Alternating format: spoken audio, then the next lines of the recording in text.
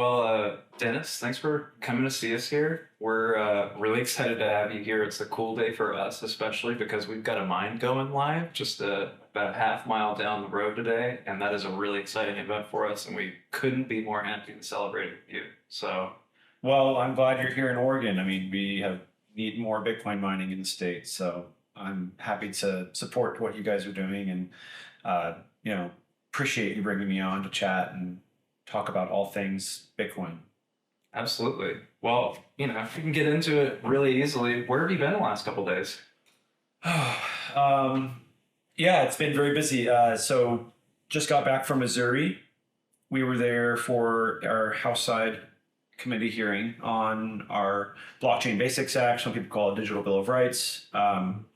It's a expansion of Rights Mine, so it's got a lot more cool stuff in it. I'm sure we could talk about that in a little bit, but went there to testify and to meet with committee members so that we could educate them on the benefits of the bill and educate them on, loosely on Bitcoin. And this is kind of one of those things that I tell people too, is like, you don't have a lot of time to educate. And so we don't spend very much time trying to orange pill lawmakers, so to speak. That's a potentially multi-year long process.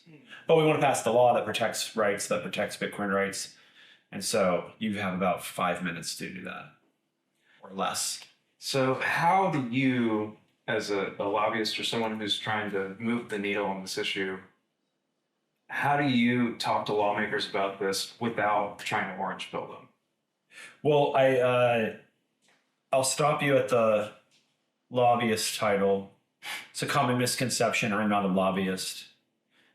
Folks call me a lobbyist all the time, and it's because there's a misunderstanding of that title. A lobbyist is like a hired gun. So if you wanted to get a bill passed, if you wanted to do something legislatively and you just didn't really know the process, it's just a very complicated process. It's different everywhere you go in the entire country. You hire a lobbyist, and they do, they help you get through the process. They help you do that work. I am not a lobbyist. We hire lobbyists. I would classify myself as an advocate. And so I'm traveling the country to advocate for Bitcoin, not to lobby for it. To me, it's a clear difference, and it's important because Americans, rightfully so, have concerns around lobbying and the usage of it. And so I think it's important for folks to know that as an organization, that's not what we're doing. Sure. And it's not the whole picture, right? But when we meet with lawmakers, going back to this, so the main point of the question, there's very little time that you have to convince them to do the right or do something good for Bitcoin, right? You're like, do you spend your time convincing them that Bitcoin is great, or do you spend your time convincing them that adopting Bitcoin will have solid benefits for the state? Usually we go for the latter. We mimic the cannabis industry's approach pretty strongly. So I always look for really good examples and try to draw from those strategies as much as I can. Sure. So that's one thing that's easy to bring up is that you've been going around not to the federal government, but you've been going state by state. And I think that's right. It's something that people don't understand. They don't understand why you would take that approach. And, personally, because I want to win.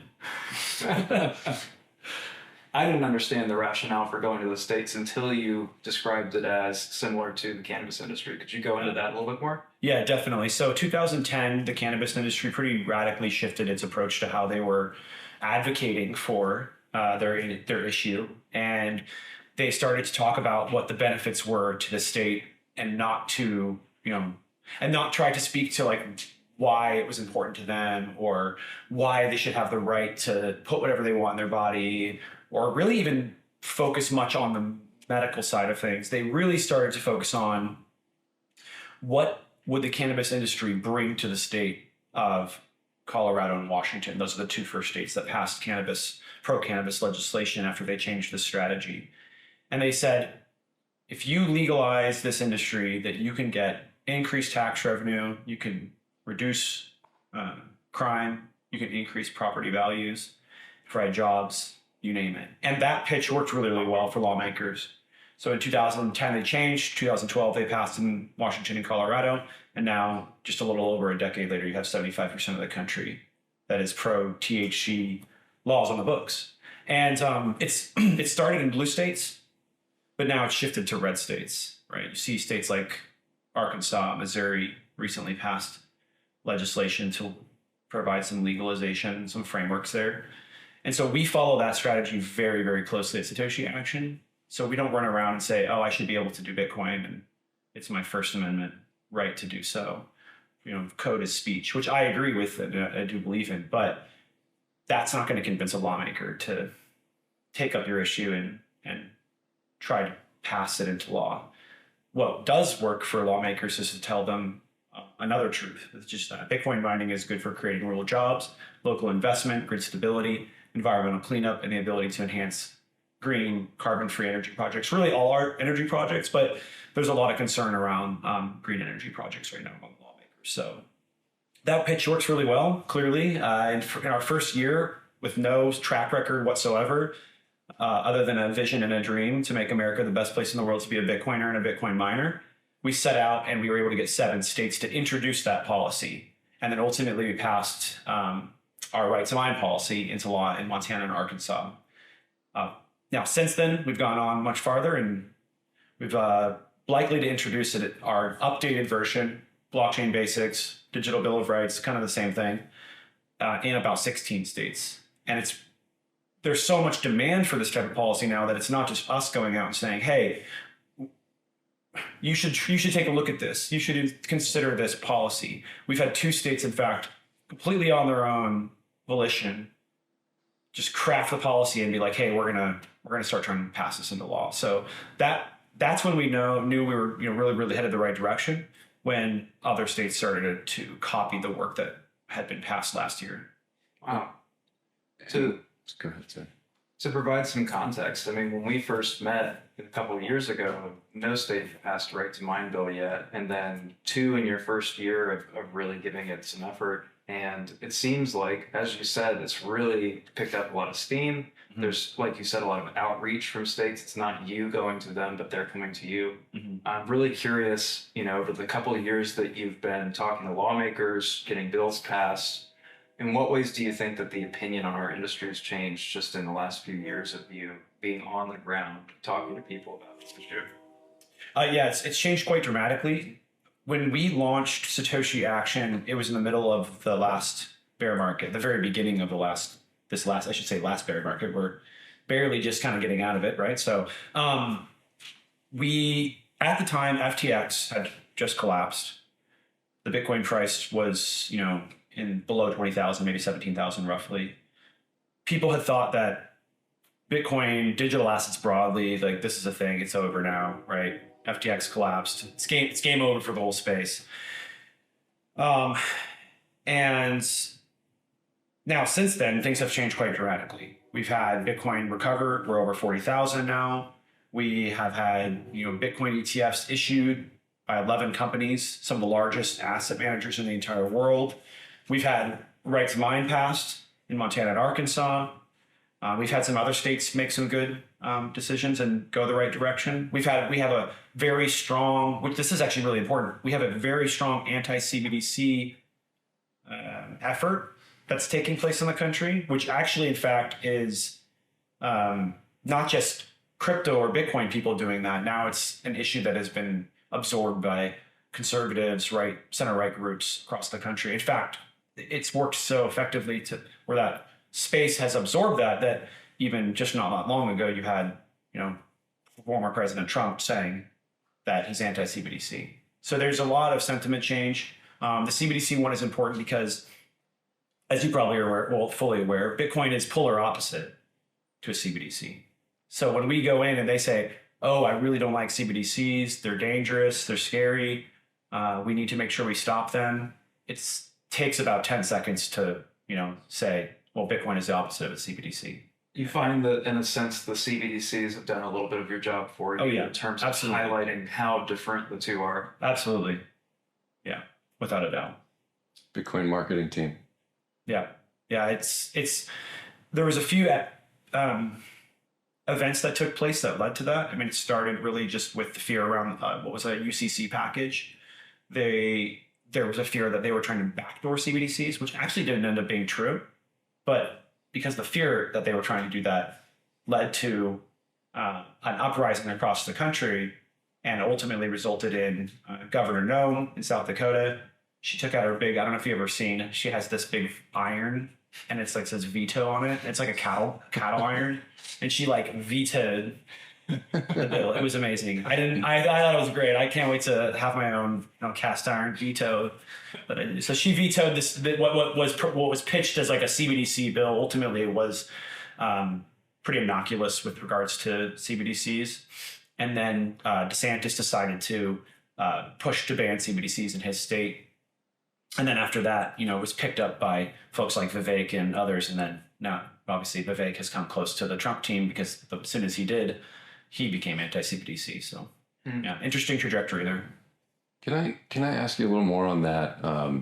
When you interact with policymakers at the state level, how familiar or unfamiliar are they in general with Bitcoin? Like when you talk about comparing it to a CBDC, are they even thinking about Bitcoin as like a form of money, or kind of what's their experience level? I'm sure it varies, but what have you seen in that regard? Yes, everybody has heard of Bitcoin. Everywhere you go, almost nobody has used it or understands it. We do meet some though. For instance, in our bill that we passed in Montana, Senator Zolnikov was very aware and very pro Bitcoin, big fan. So he certainly knew about it. There was another gentleman there also as well. His name was Senator Smalls. And he is by no means a small man. He's like 6'8", big dude, really thoughtful guy. And we were at an event during that process of passing that bill. And he comes up to me and he's like, telling me to explain Bitcoin to the gentleman next to me. He said, explain the history of Bitcoin. I was like, oh, okay. And I started explaining, well, Bitcoin was launched in 2009. And then about two sentences later, he goes, no. Go back even further. And I was like, what? Like, I didn't know what he was referring to. And he verbatim starts quoting like pre-Bitcoin cypherpunk history, stuff that I was not even as like well-versed on. Like he knew all about it. And it was so fascinating because I just had no idea he knew any of this stuff. And then after I was like, how do you know so much about Bitcoin? He said, well, I don't have TV out where I'm at, so I read a lot. It's like, okay. So there are some secret, very well-versed lawmakers out there. They're not always prevalent. They're not always visible, like Elizabeth Warren or maybe Senator Lummis on the opposite side of that aisle. But they do exist, and they do understand the value of Bitcoin and what it has to offer. And have you seen, when you interact, have you interacted with a lot of people at the federal level? Mm-hmm. And does that vary too, state versus federal, in terms of how they're viewing it and what their experience is with it? Federal lawmakers tend to have, on average, from my experience, more awareness of what's going on in the Bitcoin space because of just a lot of the intense debate that's taking place at the federal level. And that's usually kind of the one benefit of when Bitcoin or any sort of crypto issue becomes something that they try to write law on. It forces those lawmakers to think about, talk about, and learn about the technology. And so definitely at the federal level, there has been quite a bit more efforts, mostly negative, but even those negative efforts have made lawmakers pretty aware comparatively to most state lawmakers. But our goal is to change that. I think it's important. There was a tweet I put out the other day. Every time we put a Bitcoin bill out, we get it introduced. Even if we don't pass anything into law at all, ever, the idea that we're putting a Bitcoin bill out and then we're going and having these hearings and we're talking to lawmakers and it gives us this chance to educate them on the issue. Because most lawmakers pretty much pay attention to the bills and the issues that are in front of them during session. Sometimes you can catch them for some education afterwards, but when you introduce a bill, all of a sudden they're like, wait, what is Bitcoin? Oh, okay. I'm starting to understand it a little bit, right? When I was in Missouri, there was a lawmaker who we gave him all our materials, we shared everything with him. He's like, I still don't get it. I was like, don't worry, man. Sometimes I didn't get it for like 3 years, so it can take some time. But it's, again, they're starting that journey now at the state level, and a big part of what we do is as a forcing function is by introducing policy in 16 states, we are introducing the idea, the question. We are introducing them to thinking about Bitcoin oftentimes for the very first time. You're really moving the needle forward with education just by giving them something that they have to consider. And what you said about, people getting understanding over time. I mean, many of us have been in the space for a long time. For myself, I discovered Bitcoin around 2015, but it wasn't clear to me what it really was until 2020 or 2021. There was a gestation period where I had to digest what this was. It's such a big concept. And so just starting the conversation in many ways is the very beginning with people, because this is such a big deal. It takes a long time to understand. It's a very big thing to unpack for people, especially if they have no technical background, they have no history of understanding money or Well, sometimes it's worse if they do have a background. Talk about that. Well, because you have preconceived notions of what the world should be like and the way that the economy should work and the way money should work. And those tend to run pretty strong, pretty deep. Now, I've seen that's shifted a lot, but a lot of the people that I would usually meet that would reject these things. I mean, as an example, like one of our biggest opponents at the state level is the bankers, oftentimes in some states. These are people that should understand money and finance, a lot or enough by your current, like the statement you made earlier, that it might be able to help them understand, but in fact, it actually prevents them sometimes from understanding. Now, that's not true everywhere we go. In some states, the bankers like us and they're favorable, but we have run into this problem consistently where the bank association, the folks that are in the banking industry want to try to suppress Bitcoin. I mean, for obvious reason, I can get it. I mean, it's very disruptive. Bitcoin allows you to be your own bank. Bitcoin is very disruptive to the idea of the banking system. Not destructive, to be clear. It doesn't destroy it. I think, in fact, it will make it better for all of us in the long term, but it's disruptive. And people that are in power, which banks are very much so in power, they do not want to be disrupted. They don't want to disrupt the status quo. So that's just something to consider when you're talking to someone that has taken a lot of time to dive their career or their life into an issue, and then they're confronted with Bitcoin, and it's like everything you were taught is not true. It's hard to transition and realize that you were wrong or that you were taught wrong, right? It's not always our fault. So that's something we run into quite a bit. Yeah, it's often, I have found, just doing, one-off orange pilling and stuff, it's often more a worldview thing than, it's not like someone can't understand it from an intellectual level. It's just being willing to view the world through a different lens. It's, curious. Yes.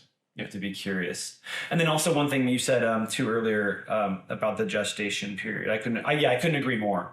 When I first discovered Bitcoin in 2017, I was attracted to it initially for the purposes of kind of banking the unbanked. I saw that pretty quickly when I was taking a look at the technology. And then it took some time to really come to a full, really full picture of all of its potential. And so 3 years? Was that 4 years? I didn't tweet about Bitcoin. I didn't talk about Bitcoin really to very many people. And I would encourage a lot of people that are getting into Bitcoin for the first time to take the time to learn about it before you go out there and start screaming into the void about Bitcoin. Because even 3 or 4 years later, after you've learned a good bit, you'll still, I think, advance and continually advance and grow and understand it at a different level. But if you start off yelling about it right away, right when you first start hearing about it, like your views aren't going to change so dramatically. Sometimes it's better to almost like learn quietly, maybe in the beginning. Sometimes it's really helpful in this space instead of showing your learning curve to the public. Yeah, that's right. It's so I found that early on, it makes a lot of sense that it would be met with a lot of skepticism, especially in 2015, 2017 period. We sit in a time that's very unique in the history of Bitcoin in the sense that when we first discovered it, in many ways, it was too early to really have this point of view on it, too early to really be able to show that this is a global asset. It's a world-changing phenomenon. At the time, in 2017, it might have been the size of some smaller companies in the S&P. It wasn't really that big of a mover. It was interesting as a concept, as a technology, and as a market, but I don't think many people thought that it had the capacity to truly absorb liquidity and serve the purpose that it's here to serve. But now we sit, with $1 trillion asset, the 10th largest asset in the world as far as liquidity. We just had a string of ETFs approved recently. finally it's a true traditional financial asset that people have access to in their brokerage accounts. In many ways, we've really crossed the chasm as far as this being a new and interesting technology to being something that truly can sweep the world and change things. And I'm curious what your perspective is on where we are in Bitcoin right now. Yeah, I mean it's changed quite dramatically. Even when I started to become vocal about Bitcoin, which was roughly 3 years ago, like Twitter Spaces, Clubhouse, podcast loud is what I'm referring to. Got on social media, started talking about Bitcoin publicly. But even back then, there was quite a bit of skepticism around whether or not how the adoption curve would take place with Bitcoin. There was a lot of concern around whether or not the United States would come out really heavily opposing this technology. There's, people sort of assumed, especially during the shutdowns, when they were seeing government take quite a bit of action, there was a concern that government would take a similar level of action or to some degree that type of action against Bitcoin, given that there is competition there, right? Like for the first time in a long time, we have private money that can actually compete. We've been so used to getting government money given to us and told that we have to use it, but now we have this other option, and people are like, well, the status quo that we have isn't going to allow that to take place. It was something that I had actually been very concerned about for a long time myself, all the way from 2017 to roughly 2020, 2021. That was a strong fear in my mind that the government would just show up and suddenly be like, we're not allowing this. Maybe something as mild as a 6102, where they convince everyone. For those of you that don't need to look up the history of 6102, folks were ordered to give up their gold. Something like that was a strong fear in a lot of people's minds. But what happened to me, at least, and I hope that I've played a small part in this. I think I have, but I woke up and I was thinking one day about what would happen if that scenario actually took place. What would happen if the government one day decided here in the United States that Bitcoin was not an option for Americans? That people started saying, we were all in our clubhouses and our Twitter spaces, and people were like, well, we're just going to have to leave. We're going to have to go to El Salvador and just going to have to give up this America. And we were all sort of huddled in our clubhouses during those shutdowns to be like, yeah, it's going to leave America. Well, at the time we owned a business. I had my mother-in-law living, beneath me in the additional dwelling unit, family members. And I just realized, I was like, I don't think I'm going to be able to convince all those people to flee the country for Bitcoin, because they're not all orange-pilled like I am. And so I was like, it's either family or Bitcoin. Clearly you're choosing your family. But I never wanted to be faced with the decision to give up my Bitcoin just so that I could stay here in America. And so that's when I decided that I needed to do everything possible to make sure that the United States is the best place in the world to be a Bitcoiner and a Bitcoin miner, because I wanted to make sure that not only for myself, but for you and others, as well as future generations, that we had the ability and the optionality to opt into Bitcoin without fear of government or political persecution. And so that's inevitably where Satoshi Action came from, was out of that concern. And that's why we're so focused at the state level, because go to DC all you want. You could spend $1 billion in DC and still not get what you want, because it's so politically driven and motivated. But at the state level, which is very unique to the United States, there's an additional layer of power. Most governments, most nations, it's like all federal government. There's no other option. Like if they say something, that's the way it is. But in America, in the US, there's this little thing called the 10th Amendment, where if the federal government has a law, let's say they ban Bitcoin at the federal level, and then at the state level, they say, no, we're going to legalize it. We're cool with it. We're thumbs up. Similar to what's happening with cannabis right now. Federally, it's illegal. State, here in Oregon, fully legal.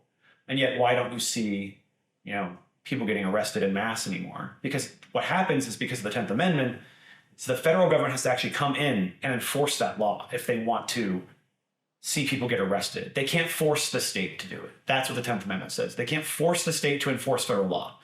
So imagine the resources that they'd have to amass and collect to be able to go state by state by state to be able to go take folks out. In the past, they would rely oftentimes on local police forces. I mean, look at the war on drugs.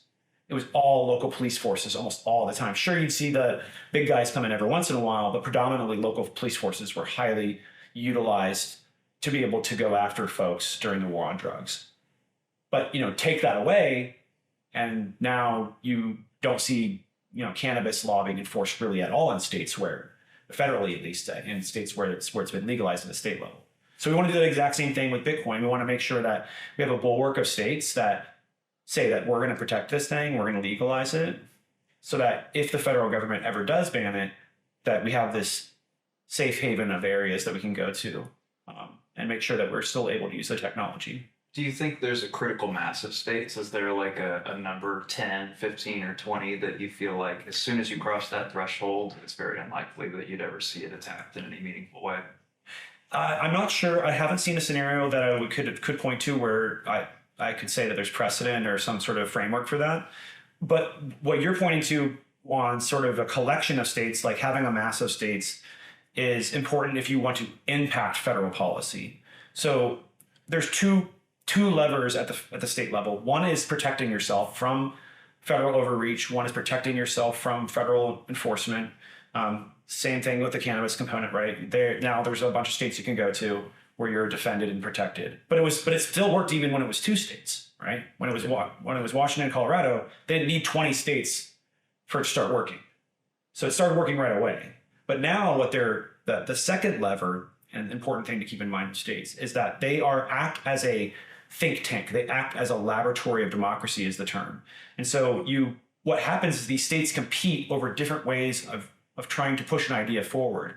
And we see that taking place in the cannabis space to the extent that now what happens is the federal government gets impacted by what the states are doing. This is really similar to what happened with FDIC insurance. In fact, there was back in the day, before the FDIC existed, the thing that says, if this bank fails, that we got you insured for up to, I think it's like $250,000, something like that right now.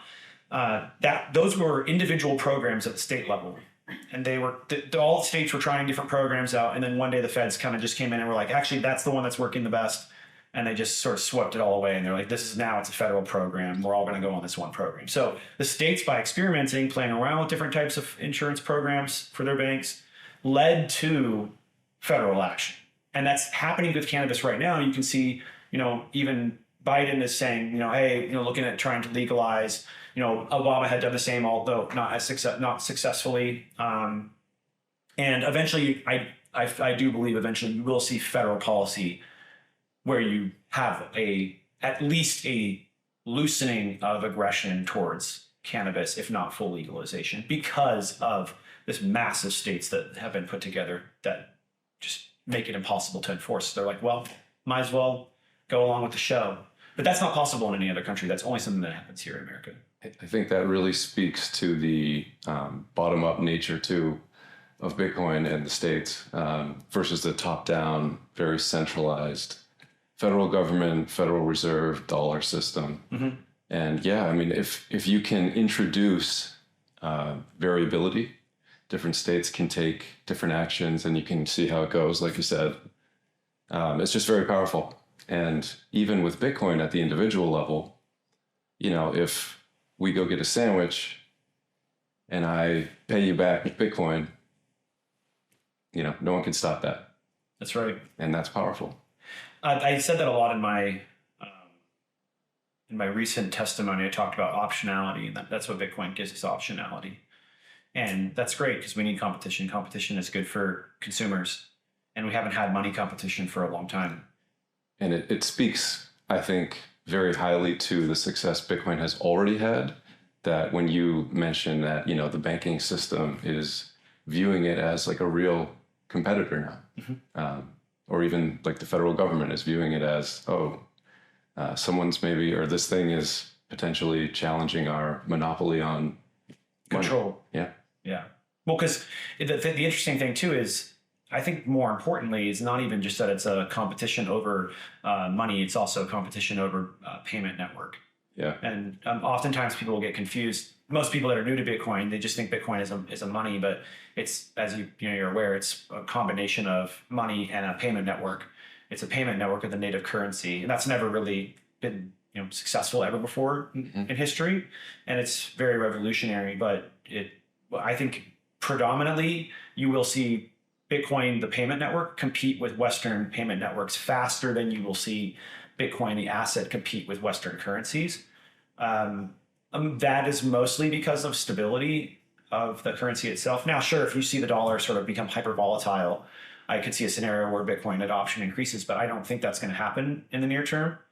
You'll see inflation. I think that's unavoidable, but I don't think that's going to drive hundreds of millions of Americans to leave the dollar and go to Bitcoin. You need some pretty excessive volatility and or dramatic loss in purchasing power for that to take place. But you will see, in my opinion, over time, the Bitcoin payment network be used to sort of, it'll be used as a way to compete with the current system that exists today. Yeah.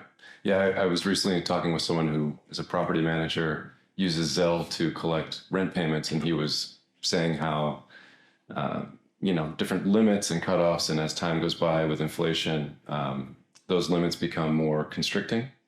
And something like Bitcoin as a payments layer, like you say, it's just a better option for people who, and it really can start at the individual level. If you take the time to learn about it and start using it, you can just use it. Yeah, no one can. Well, and then it also with payment network, this is something oftentimes, and I myself included, that getting into Bitcoin for the first time, I didn't really understand was how long it can take for your credit card and debit card charge to settle. I mean, it can take 2 weeks.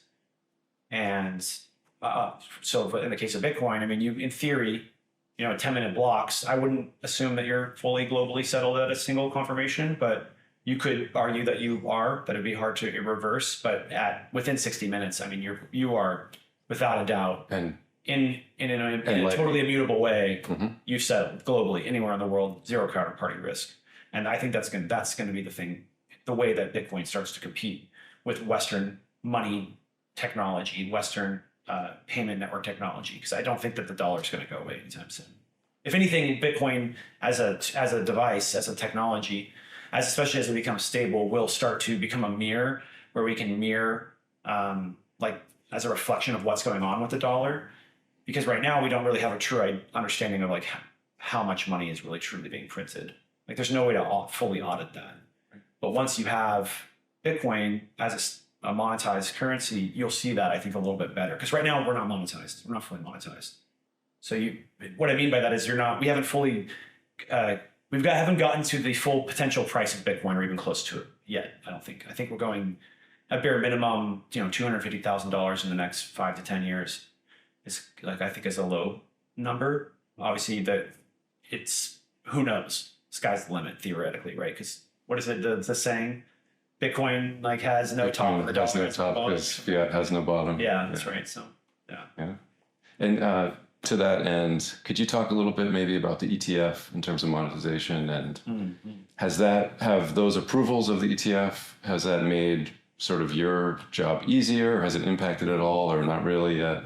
Definitely made it easier. I mean, once you get BlackRock, Fidelity, and a lot of these other folks jumping in to issue these, it significantly increases the credibility and trustability by folks that are outside of Bitcoin for something like this. I mean, it was SEC approved, right? How do you say Bitcoin is just going to go away now? Well, you say, it was SEC approved, and in many ways the ETFs are a huge landmark for us, so I don't want to downplay it. But in some sense, we're not out of the woods yet, especially us in the mining space. Recently from the federal level, you said you've been getting a lot of support from the states, but at the federal level, the Energy Information Administration, the EIA, recently came out with an emergency information request to try and find out how much energy Bitcoin miners are using and get them to log their activity, essentially. And without going too deep into what it actually is or what it does, I'm just curious your opinion on, do we still have threats in Bitcoin? Do we still have serious threats in Bitcoin mining? And can you talk a little bit about this EIA directive that's... Yeah, so there's a lot of debate over the EIA, what it means, why it's happening, and how we should respond. I'll probably avoid a little bit too much of the like why it's happening. I don't like to assume motive, but the assumption is that by some that it's a political attack, that it's being used to paint a bad picture around mining because they want to ask for the survey that they put out for the emergency order is asking for your energy consumption usage. It's asking for the location of your mine. It's asking for who provides power to you. And that, especially combined with this like urgent emergencies push to respond rapidly, the 82, by the way, just to clear, 82 companies are going to get this, not the whole space. So a lot of people are concerned about that. But that urgency, that emergency order, I think, threw fire onto what was, or threw gasoline onto a fire of concern that people have around the federal government. But at the end of the day, the information that EIA is collecting is fully within their authority, and they do it all the time for energy assets across the country.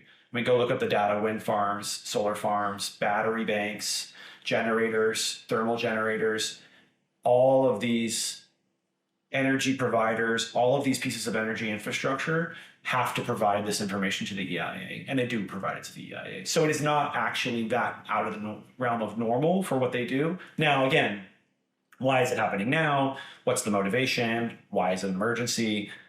Certainly there could be some political motivation around that, given what Elizabeth Warren has been trying to do with regards to going after this industry.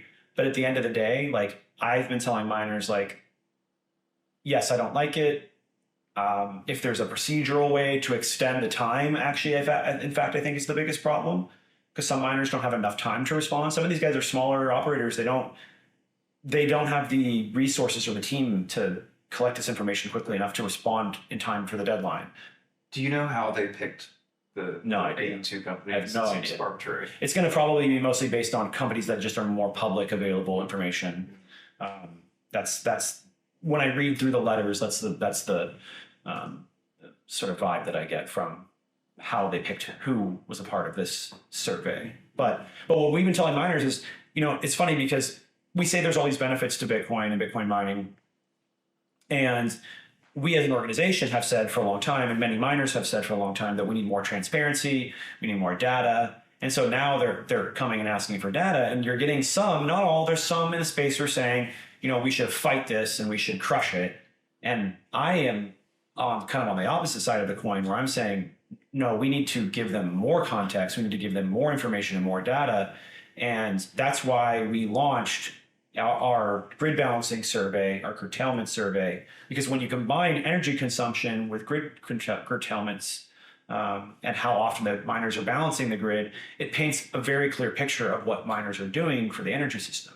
But if you just say energy consumption and you leave out this key critical component of what miners are doing for the grid, I mean, you really are doing an injustice, and you are doing a disservice to lawmakers and policymakers who are going to look at that data usage, they're going to look at that energy usage from the miners, and they are going to say, oh, well, this is just a lot of energy. Maybe we should tax these guys. Like, maybe we should limit them. They're going to have a negative impact on the climate. But when you combine that with curtailment information, all of a sudden you're like, oh, when prices are getting high, they're winding down. When there's a winter storm, they're winding down. They're delivering their energy back to the grid. I mean, in the case of Texas, what is it, during Winter Storm Elliott, there was a period where miners wound down and delivered 1,500 megawatts of energy back to ERCOT, back to the grid there in Texas, and it was in the middle of a winter storm. It was right when everyone else was saying, I need more power, I'm trying to live, I'm trying to keep my house warm. Bitcoin miners were in a position to give energy back. And that's a lot of energy. 1,500 megawatts is enough power to heat 1.5 million small homes. It's enough energy to energize 300 large hospitals. It is an incredible amount of power, especially right in the moment when everybody else needs it the most, and miners are there to be able to deliver it back to them. And that's a story that lawmakers, when they hear it, they're like, "That, I love that. That makes sense. Well, we should encourage the growth of this technology." But if you hide that information and you just show energy consumption, you're just like, oh, these guys are just another big consumer of energy like everybody else. Maybe we should find a way to go after these guys. So in some sense, it's not about resisting the collection of information so much as making sure that the true qualities of Bitcoin mining are right. expressed to these people. Because as you said, they're within their rights to find out what's going on with energy infrastructure. And in many ways, Bitcoin miners are just a new piece of energy infrastructure. Do you want to think about it that way? 100%. And I do think about it that way. And I think that's why it's hard for us to make an argument that we shouldn't have been reporting this information. If you want to be a piece of energy infrastructure and you want to be considered as someone that is participating in the grid, well, then you should assume that you're going to have to participate in these types of surveys. And I don't like the surveys. I'm not a big fan of the leaking of information, the privacy concerns that could be associated. I know it's a very competitive industry, so sharing that type of information, it could be problematic if it were to get hacked or leaked. But at the end of the day, this is just par for the course for energy companies and energy producers. And if we want to be able to play in the energy world, we have to play by the energy world rules. You mentioned curtailment, which is a great service that we perform as miners. It's something that we do to help balance our grids. But is there any other kind of framing that you would put on these information requests that you could get ahead of maybe a potential spin that would come back, such as it uses too much energy narrative, which is often repeated? What kind of advice would you give to miners who are trying to frame this business in the way that it truly is, and the way that it shines through? Yeah, other than grid balancing, you mean? Talk more about grid balancing if you need to. It's a great there's topic. there's a few benefits that are really important for lawmakers to know about. The last one on the grid balancing side of things is not just that it is delivering energy back when ratepayers need it the most.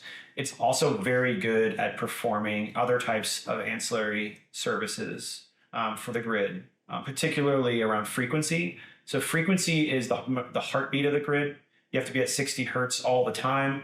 And then in North America, it's 50 hertz in Europe. But you have to stay very close to that number. Slight deviations off of the 60 hertz measurement of frequency can result in brownouts and blackouts and eventually total grid collapse. Like less than a 1% change in frequency, if I remember right. I mean, it's very minute. So what will happen is it is a cascading effect. So once you drop out of the range, it can cause other parts of the grid to collapse, and then it will go obviously so far down that you'll have what is called a system-wide outage or black start, and that's the absolute worst case scenario that you haven't seen. I don't think you've seen that in the United States. It's been decades since you've seen it anywhere. You'll see blackouts, of course, but that's different from a system-wide outage. System-wide outage is you may have to go through and manually reboot all the generators, because how do you turn on a power plant without power? Right? It's like, how do you get these things started and booted up? And how do you get them all to be synchronous at the same time? So it's a very complex thing. In fact, the grid itself is one of the wonders of the world that America, USA and the rest of the world has built. It's an incredibly giant, massive machine where everything is in sync at all times. And so if you mess with that synchronous, like, you can cause really serious problems. Well, the great thing about Bitcoin mining is that not only can you take large amounts of energy and just give it back to the grid, you can also give extremely programmatic amounts of energy back to the grid. Very, very granular amounts of energy, down to like the kilowatt, right? Because you have machines, what are they, 20 kilowatts right now? How much is each machine? Each machine's about 3 kilowatts. 3 kilowatts, I'm sorry, I got the number off in my head. So even better though, right? Because if you have 3 kilowatts on a machine, and let's say the grid is like, well, we're going out of balance.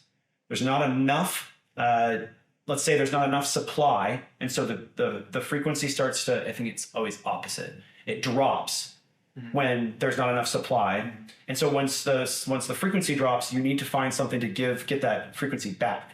And you want to do it as rapidly as possible, because the longer you wait for it to go out, it just starts to cascade downwards. And that's when you start to see these sort of major grid collapses take place. So you can go to a Bitcoin miner and say, boom, like literally push a button. There are devices where you can do this. You can push a button and you could theoretically control the mine from a completely different place, send a signal, and have that mine programmatically give you the perfect amount of change in demand, or it could be up or down, because frequency can go too high and too low. And then you can bring the grid back into balance. And this is really important, not just, let's say if you have a power plant trip offline, that's what can cause this sort of situation where it's just a quick drop. You need someone to quickly respond.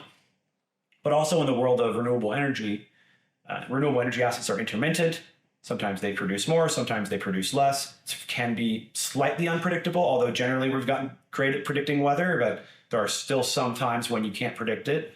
And so what you need is a technology on the other end so that's willing to programmatically shift the amount of energy that it's using up or down to help balance those renewables out. So oftentimes when we talk to lawmakers, this is kind of transitioning into another important point around the technology. It's not just about delivering energy back to the grid. It's also about supporting renewable energy, because renewable energy has very unique characteristics. It's not an on-demand power source, which means that coal, gas, even hydro, you can like kind of push a button and you can create more energy. Whereas with wind and solar, it's the wind blowing is the sun shining.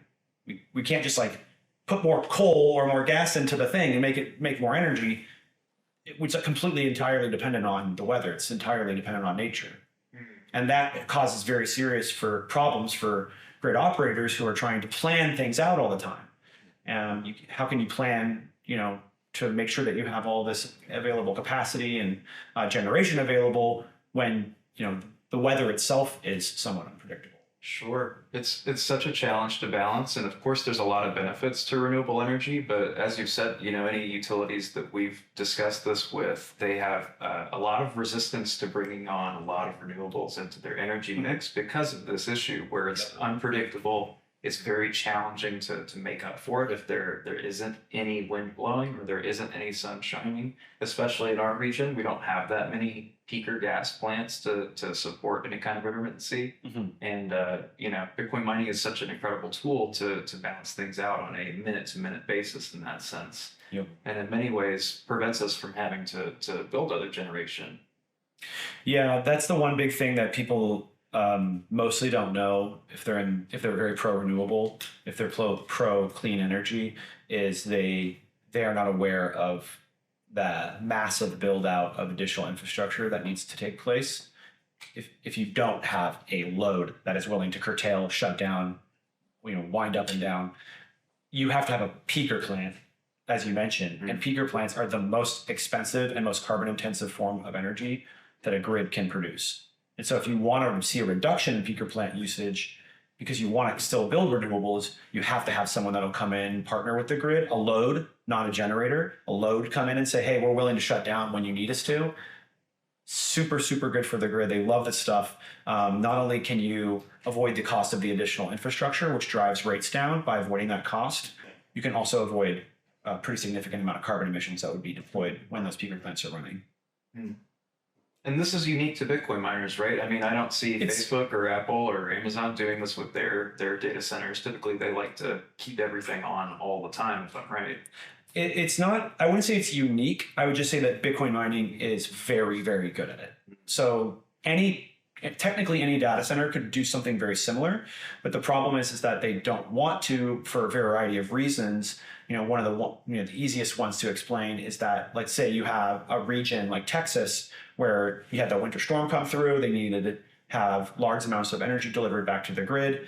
Well, miners are easy. It's easy, right? Push a button, deliver the energy back. It doesn't interrupt the network. Bitcoin still works. Maybe block times go up a little bit, right? But ultimately the network keeps working. Whereas if you were to go and shut down regionally all of Amazon's data centers in Texas, you would see pretty significant AWS interruptions, internet service interruptions, and that would impact the network. And it would probably actually impact their revenue streams pretty dramatically in the long term if they were consistently engaged in those kind of programs to that extent. So there's just it's not that Bitcoin miners again are like magically so amazing and they're the only ones that can do this stuff, but they're the most well positioned from a network perspective and also from an incentives perspective. The incentives really, I think, are the most powerful part of this. And like you said, the incentives for larger data centers are perfect on time, perfect uptime, staying online as often as they can. And really for us as Bitcoin miners, it's so much more important, not how often we're up, but how expensive our energy is. And so if we can play a role in which we're able to be compensated for the service that we provide, it's definitely a win-win, I feel, for the grid as well as the industry.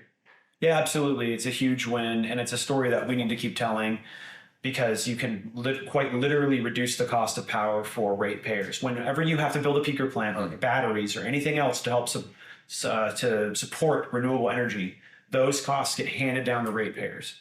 So instead, you can have a miner come in, take a small fee to provide this service, which anybody can get that fee, anybody can provide the service, but miners are just so much better at it that generally they are the ones capturing that market share.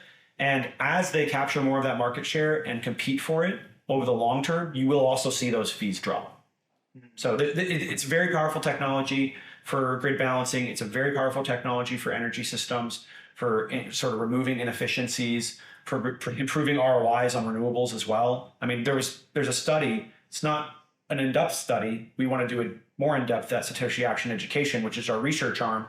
But we want to show that wind and solar farms can get better ROIs by putting a small to medium-size Bitcoin mining bank, so to speak, on their premises. Because there's so much energy that gets curtailed. I mean, have you taken a look at the CAISO charts recently? So California's ISO tracks all their curtailment. By 2030, they're on track to curtail more energy than the bottom 30 nations combined. Wow. So that's a lot of energy that's just going totally unused and unutilized. That's kind of unbelievable. I mean, I believe you, but Yeah. I mean, you don't have to believe me. They actually show you the data on their website. we could go into that. But I think one of the misconceptions people have around Bitcoin mining, and especially in a bull market when the price is going up and people want to get into mining, is that the miners are going to drive up energy prices for everybody else, and they're going to come and take all the energy that we have available, and suddenly it's going to ruin all of the rates. But you just said something along the lines of a Bitcoin miner coming into your area might actually lower costs for other ratepayers. Can you go deeper into that? I will preface, I am not an energy expert. I am not an energy professional. I get in trouble sometimes when I don't preface that because there just are little things that you can be slightly off with, and you get yelled at by the energy experts. So Sure. I'm warning the energy experts that I might be slightly off, but directionally I know I'm correct. And directionally I know I'm correct because I'm not the only one that's saying this. But whenever you provide a really valuable, demand response, ancillary services, which are all these grid balancing programs that we just talked about, whenever you provide that to the grid, that comes at a lower cost than building additional infrastructure. And so if I'm paying you less to do demand response than I would to build a peaker plant, then the cost of energy overall is lower. And that means the cost that's charged to the customer is lower. On another area, completely, totally different from a grid balancing program, is this idea of Bitcoin miners buying up excess energy. We've heard this term a lot thrown around, the buyer of last resort. They'll always be there, ready and willing to buy up the energy. So in the case of a wind farm, let's say you have a wind farm, and let's say like you assume that the utilization of the energy that it creates is like even 80%, 90%, which is high. Which means that anytime the wind is blowing and those turbines are spinning and creating power, like 100% means all the energy is being bought. But the problem is that you don't see that taking place in the marketplace. You don't see all the energy being bought from those wind farms and solar farms. And this is very different from a thermal generator. And a thermal generator is, coal. It's anything where you have a fire or heat to heat up water. Water turns into steam, spins a turbine, creates energy. Those are all thermal turbines, nuclear, gas, coal. When they can do on-demand power. So there's not a lot of spread between how much energy is being generated and how much is being bought. But again, going back to wind and solar farms, there's just no way to control when the energy is being generated. And so there's oftentimes quite a bit of excess. And if you can look at a lot of different places, but California is a great one because they track this data so accurately. There is like so much power that's being underutilized or not utilized and going to waste that you could power whole nations in theory with this energy. And so what you could do instead of just being like, well, they call it curtailment as well. Also, you can have curtailment of load and you can have curtailment of generation. They will curtail their wind and solar farm, and that's just underutilized energy potential. Well, if someone were to come in and say, I will buy up every extra megawatt of power that you could have created otherwise, that would have been wasted. I'll buy it all. I mean, that's huge. That's it's unheard of. And the way that you can do that is you can actually place these Bitcoin miners on site next to these wind farms and solar farms. We already see it taking place. There are people doing this. I don't think it's clear. Definitely not. I don't want to paint an inaccurate picture. This is not like the vast majority of Bitcoin mining, right? This is not like, I don't think it may never beat the vast majority of Bitcoin mining. We'll see, depending on how the hash price figures out over time, depending on how much a Bitcoin miner can squeeze out of each situation. Because in the case of wind farm, solar farm, theoretically you could get very, very cheap power. You could outcompete people that are grid connected by islanding next to these wind farms and solar farms. But isn't that an incredible thing though, that these wind farms and solar farms, which are highly subsidized by the federal government, maybe you don't need as big of a subsidy. Sure. Because Bitcoin is subsidizing it. And it's a nuanced conversation too, because one of the early complaints about the Bitcoin mining industry is the e-waste that it produces. Because after a certain period, a Bitcoin miner is no longer profitable. People are worried about them finding their ways into landfills. There's no easy way to recycle them. And I think what you're bringing up, the renewables and the intermittent energy consumption, is an important topic, because that takes a lot of the old machines. It can, yeah. Because That's it's right. low uptime, you're not always on. Mhm. You don't usually stick the most expensive, newest, highest efficiency machines. You don't want to. No, Not in that situation. no, you're usually trying to be capital efficient. And so that leaves you to use this otherwise wasted equipment that might go somewhere into a landfill, now can be used to help a renewable. That's right. Break even. Yep, that's certainly right. It's also an interesting, and when you talk about e-waste, there's another area too. You could get into the whole like home heating as well. Mm-hmm. This is a very underexplored area of Bitcoin mining. I think it's something that we're going to start to see come to fruition. We're going to see the innovators innovate. I see a lot of them doing it already. There's tons of guys around this Bitcoin community that are building home heating systems. I've seen some stuff, because I remember when it first started coming out, I was like, yeah, that's a ways away. And then like a year or two went by, and just the designs that they were creating, I was like, wow, this actually looks really like beautiful. And if you can make it make sense, if you can scale this, then I think people would be interested in utilizing the excess heat from mining to heat their homes, especially in northern climates. Maybe we're north enough for that up here, but in theory, I mean, you have free heat or you have free Bitcoin, depending on how you do it. So when you do this, but that's probably going to come from machines that are not brand new. You're not going to buy the most brand new machine for your home heating system. You're going to take the ones that are low capital cost, that might even be outside of the realm of profitability for most Bitcoin mining operations, like commercials and industrial size, and use it for home heating or for greenhouses, which is a thing one of my friends is doing. So. That's one of the more fun conversations to have, is the Bitcoin miners, the computers themselves really can only do one thing, but they can live many lives. Yeah. Oh, what's really interesting? Someone challenged me on that recently. This idea that Bitcoin mining can only do one thing. I can't wait to dive deeper in on it with this gentleman.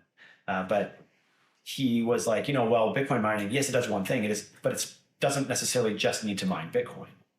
The one thing that it actually does is it is a random number generator. Mm-hmm. And so he was talking about how we can use this random number generator for protein synthesis and for various types of research, or for creating randomness, or in the case of even like an online gambling site, you could say, well, I want to create randomness and I want you to prove that it was random. Well, how do you prove that it was random? Bitcoin mining can really combine with the cryptography that takes place across Bitcoin. You can prove that you randomly that card, that ace of hearts that made you lose the pot. You can click a button and say, can you prove to me that was randomly generated? That could be a way to also utilize random number generation from Bitcoin mining operations. It's not my idea, so I thought it was great. So yeah, it's interesting. We'll see what else Bitcoin miners will be doing over the next 5 years. But there are people working on this. I don't want to say any names. I'm sure he would love for me to talk about to say his name publicly. But once the idea has been fully formulated, it's made more progress maybe. So I like how all this has come from, and I like your optimistic take about even the EIA and hey, it's not the end of the world. And if it leads to these types of conversations for a bigger audience, that's good, because it gets to the point of, you're right. Like as miners, if you're going to go around and say, hey, we're actually good, then at some point those conversations do need to be had. Yeah. And on the topic of good, just circling back, this is a long tail conversation about the benefits of Bitcoin mining and how we can share those benefits and convince lawmakers. Another really important one to talk about is rural job creation. it is incredibly difficult to create rural jobs in this country. Mhm. There's a gentleman, Representative Keith Ammon, up in New Hampshire. We have this conversation quite a bit. There's an entire political conversation in the state of New Hampshire around creating rural jobs. They call it, creating jobs in the North Country. The North Country is, there's just not a lot going on in northern New Hampshire, and it's extremely difficult to get jobs up there. And it's just that the economic situation up there is very poor. The living conditions are quite a bit lower than the rest of the state and the rest of the country. And so they're always fighting. It's like a line, like jobs for the North Country. Like we need to figure out how to get jobs up there. And Bitcoin mining can do that because Bitcoin mining, unlike anything else, can be placed in theory wherever you want it to be placed, as long as there's some sort of reason to be there, energy asset that might need you to go plug into, you name it. Bitcoin mining can go there. It can be in the middle of if people are mining on these flared gas sites in the middle of in the middle of West Texas, and people are mining in North Dakota, sort of miles away from traditional infrastructure, and folks are even again sort of opposite end of the globe over in Africa. We see small villages that have energy projects where the energy is being underutilized, and miners are going in, using up that excess energy and driving down the cost of power there as well. So it's this incredible technology that allows you to place it wherever you want. And yeah, you're never going to get 5,000 jobs from a Bitcoin mine, but 5 jobs in a part of the country where there's only 100, that's a huge increase. Well, like you said, 5 jobs goes a long way in a small community. And even where we are here, it's only about a town of 1,000. And our project is about the size of their existing electrical grid. So it's a huge resource for them, a huge new business, new industry, or new economic value to the place where you're setting up. And even closer to home here in Oregon, where we're both living, is lumber mills used to be a huge part of the industry here. Mm-hmm. And in many cases, a lot of rural towns just have their lumber mill shuttered. And those are huge energy assets that essentially go unused now. In a lot of cases, those industries have left and the towns have little to nothing that they're still using as a main industry. And so revitalizing these rural communities with something that's high tech, that's new, that has a benefit to the grid. That's right. It's very interesting and it's very compelling because this is a community, or it's a part of the nation that's been sort of left behind by much of the technological advancement, much of the economic advancement of the last 50 years is the people that are further out from the cities, further out from the large population centers. So maybe you could talk a little bit more about what it means for these little communities, these communities that used to have industry that are getting something back. Yeah, I generally like to tell a story about the impact that Bitcoin mining has on these small towns. A couple of years ago, I went out to visit a large mine in a small rural town. And when I was on site, there was, we were doing a tour with a small group. And when I was on site, there was a gentleman, older gentleman, I'd say he's 65, 70 plus. And when we were going through the tour, he was just like beaming, smiling, and I just, was very attracted to come speak to him. Walked over and was like, hey, how are you doing? He's like, my name's James. And I was like, James, great to meet you. You like this job here? He's like, oh, I absolutely love it. And I said, tell me about it. He said, well, we're a small town and we've been losing jobs for a very long time. And now for the first time ever, I feel like I have some dignity in my life. I have an opportunity to be able to afford to cover my expenses instead of depending so much on, others in the system. And it just kind of struck me that this gentleman had no opportunities. He's 70 plus. He's not going to be wanting to move around. He wants to be with his family. And the Bitcoin miner came in and provided a job for James. And to the extent that he was excited about it. And you just don't see this happening with many other industries. You really don't see very many industries able to do this and able to replicate it over and over and over again.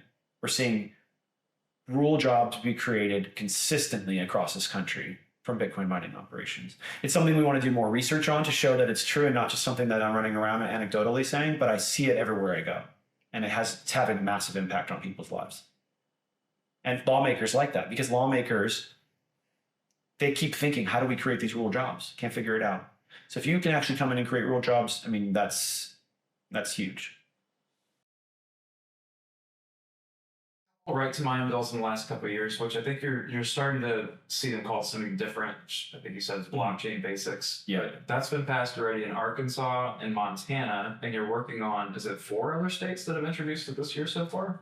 I think we're at 7. 7 states, maybe 8. Some of them we haven't announced actually.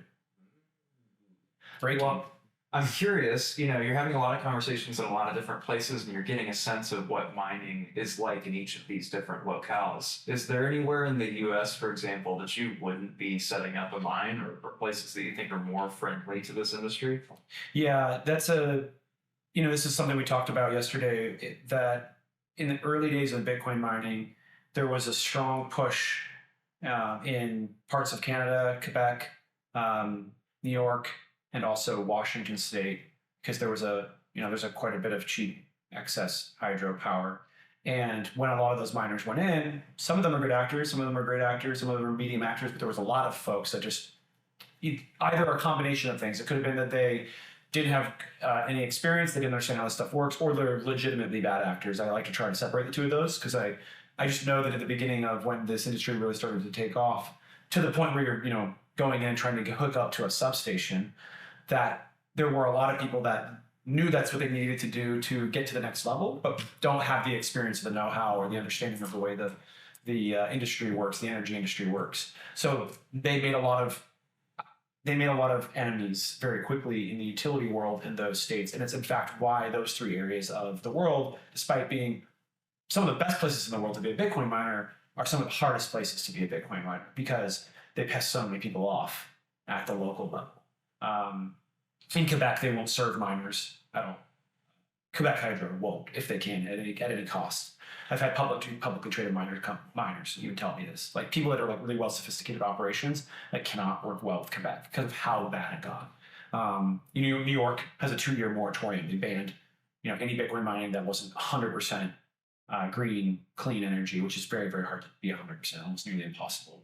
And then in Washington State, it's more at the PUD level. So there's like smaller public utility districts in Washington, and most of them have very bad, I guess you could call it, views on Bitcoin mining. The biggest problem that miners got to, well, I should say there are 2. One is that miners would come in and ask for, requests for, interconnect or RFP or something like along those lines.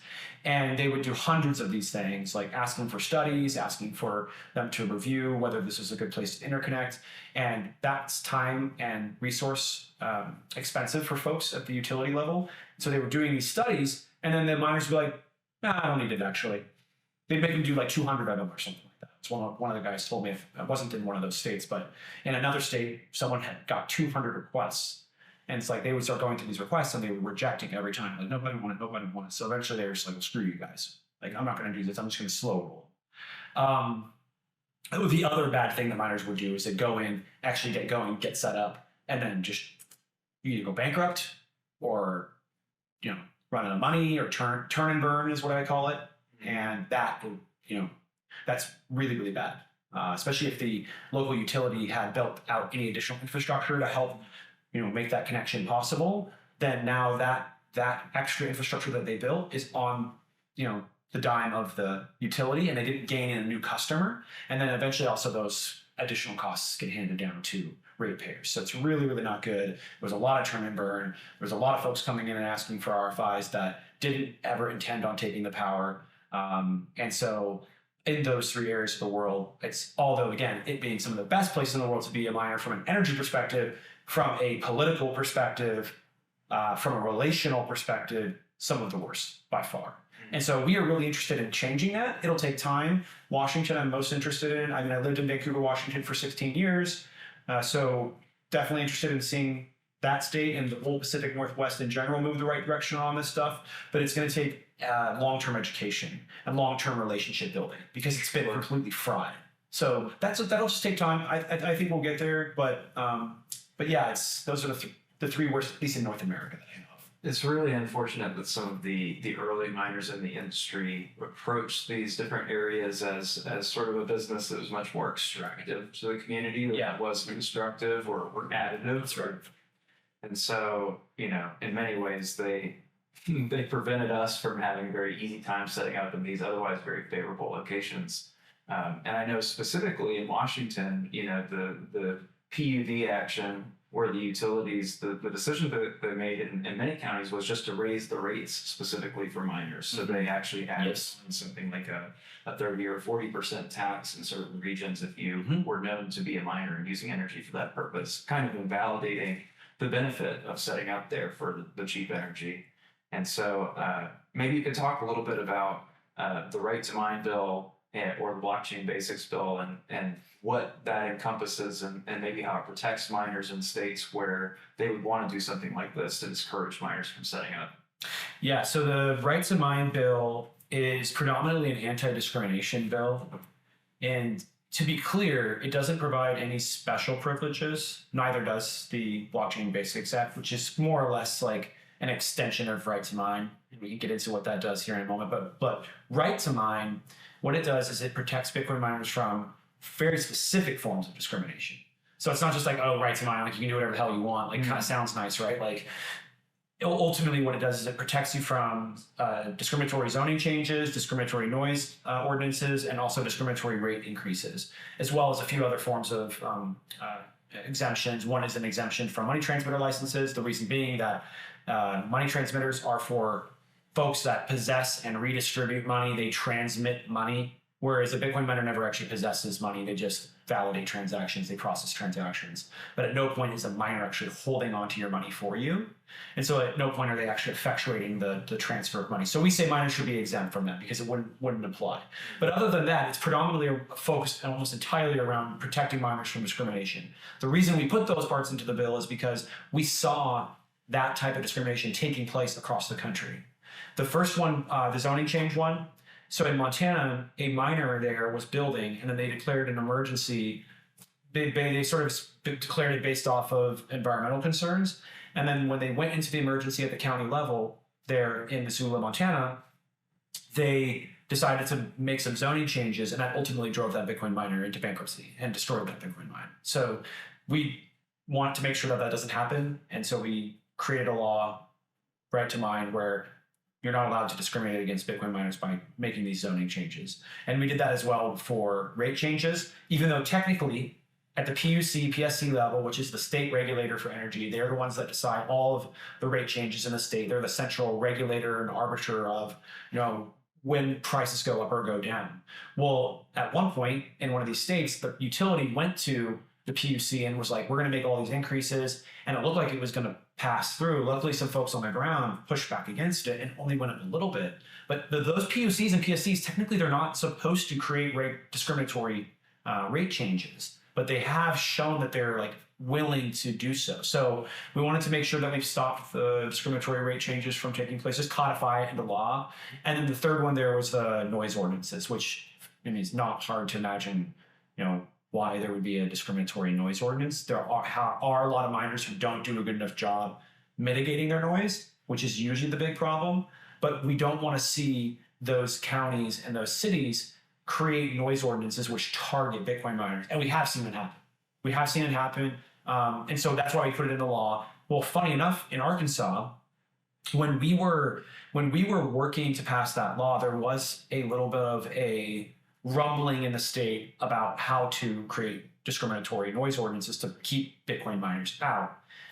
Mostly it started because of, again, a lack of thoughtfulness about mitigating the noise. And so it upset some people, rightfully so. And then it carried over across the whole state. It wasn't the whole state where it was a problem, but it was seen as like, oh, we need to get ahead of these mines. We need to pass these noise ordinances to make sure they never even come here. Ultimately, the mine that in question, the mine that was a problem, ended up doing quite a bit of work to mitigate their sound, which was great. But during that process of trying to pass Right to Mine, 49 counties out of 76 counties in Arkansas passed discriminatory noise ordinances, according to the reports on the ground. I certainly didn't go to every single county and check the records, but there's a news article that's out there that talks about how 49 counties out of the 76 had passed discriminatory noise ordinances. And in the case of one of them, there was a miner who ended up actually really getting attacked by these discriminatory noise ordinances. So once we passed the Right to Mine bill, it made that type of discrimination illegal in the state. And ultimately, that miner went to court and was protected by a federal judge. And they were able to throw out those discriminatory noise ordinances. But it wasn't even just about that one miner. I mean, think about 49 out of 76 counties. That's almost in the entire state. And so at the end of the day, Right to Mine ended up really keeping Arkansas on the map for Bitcoin mining. And so that is where Right to Mine came from, this need to protect against discrimination, not asking for special privileges, not asking for special exemptions, ultimately just making sure that the United States and these individual states can continue to have those Bitcoin mining operations there. But now we've also transitioned. Now we're going into 2024. That's 2023 policy, very successful. But in 2023, we had a couple of instances take place where we saw that there was opportunity to add language to these bills. We kept them very narrow in scope, very intentionally, to give them a better chance of passing. But as we started to pass them, I mean, it was just some things in some states got added in, and people were like, well, that's fine too. And we're like, well, what else could we possibly add to this? And we sat down in the off season. At the state level, these are part-time legislators in 95% of the states. They don't meet all year. Some only meet every other year. So there's quite a disparity. There's quite a big gap of time that takes place. So in the off season, when we're not trying to get these bills moved forward, we get to sit down, review what we did, try to think about how we can grow the policy, think about what we can add into it. And during that phase is when we came up with, version 2 of our core model policy, which is now dubbed the Blockchain Basics Act. I've also called it a Digital Bill of Rights, because it essentially protects the rights of folks to be able to use Bitcoin, whether that be buy, sell, trade, self-custody, run a node, you name it. All of these protections, all of these functions, I should say, of Bitcoin are now protected, and then you can use it. And that's really important, especially as we face, folks like Elizabeth Warren trying to backdoor ban Bitcoin mining and self-custody. Can you talk a little bit about different states, different jurisdictions? What would be like the factors that would make them more open or less open to what you're putting forth there? So it really depends on the political culture of those individual states. Some states, as an example, we are starting in these red states, and some of what we're doing in the red states, it's not going to work quite as effectively, or it's not going to be as tolerated in the blue states.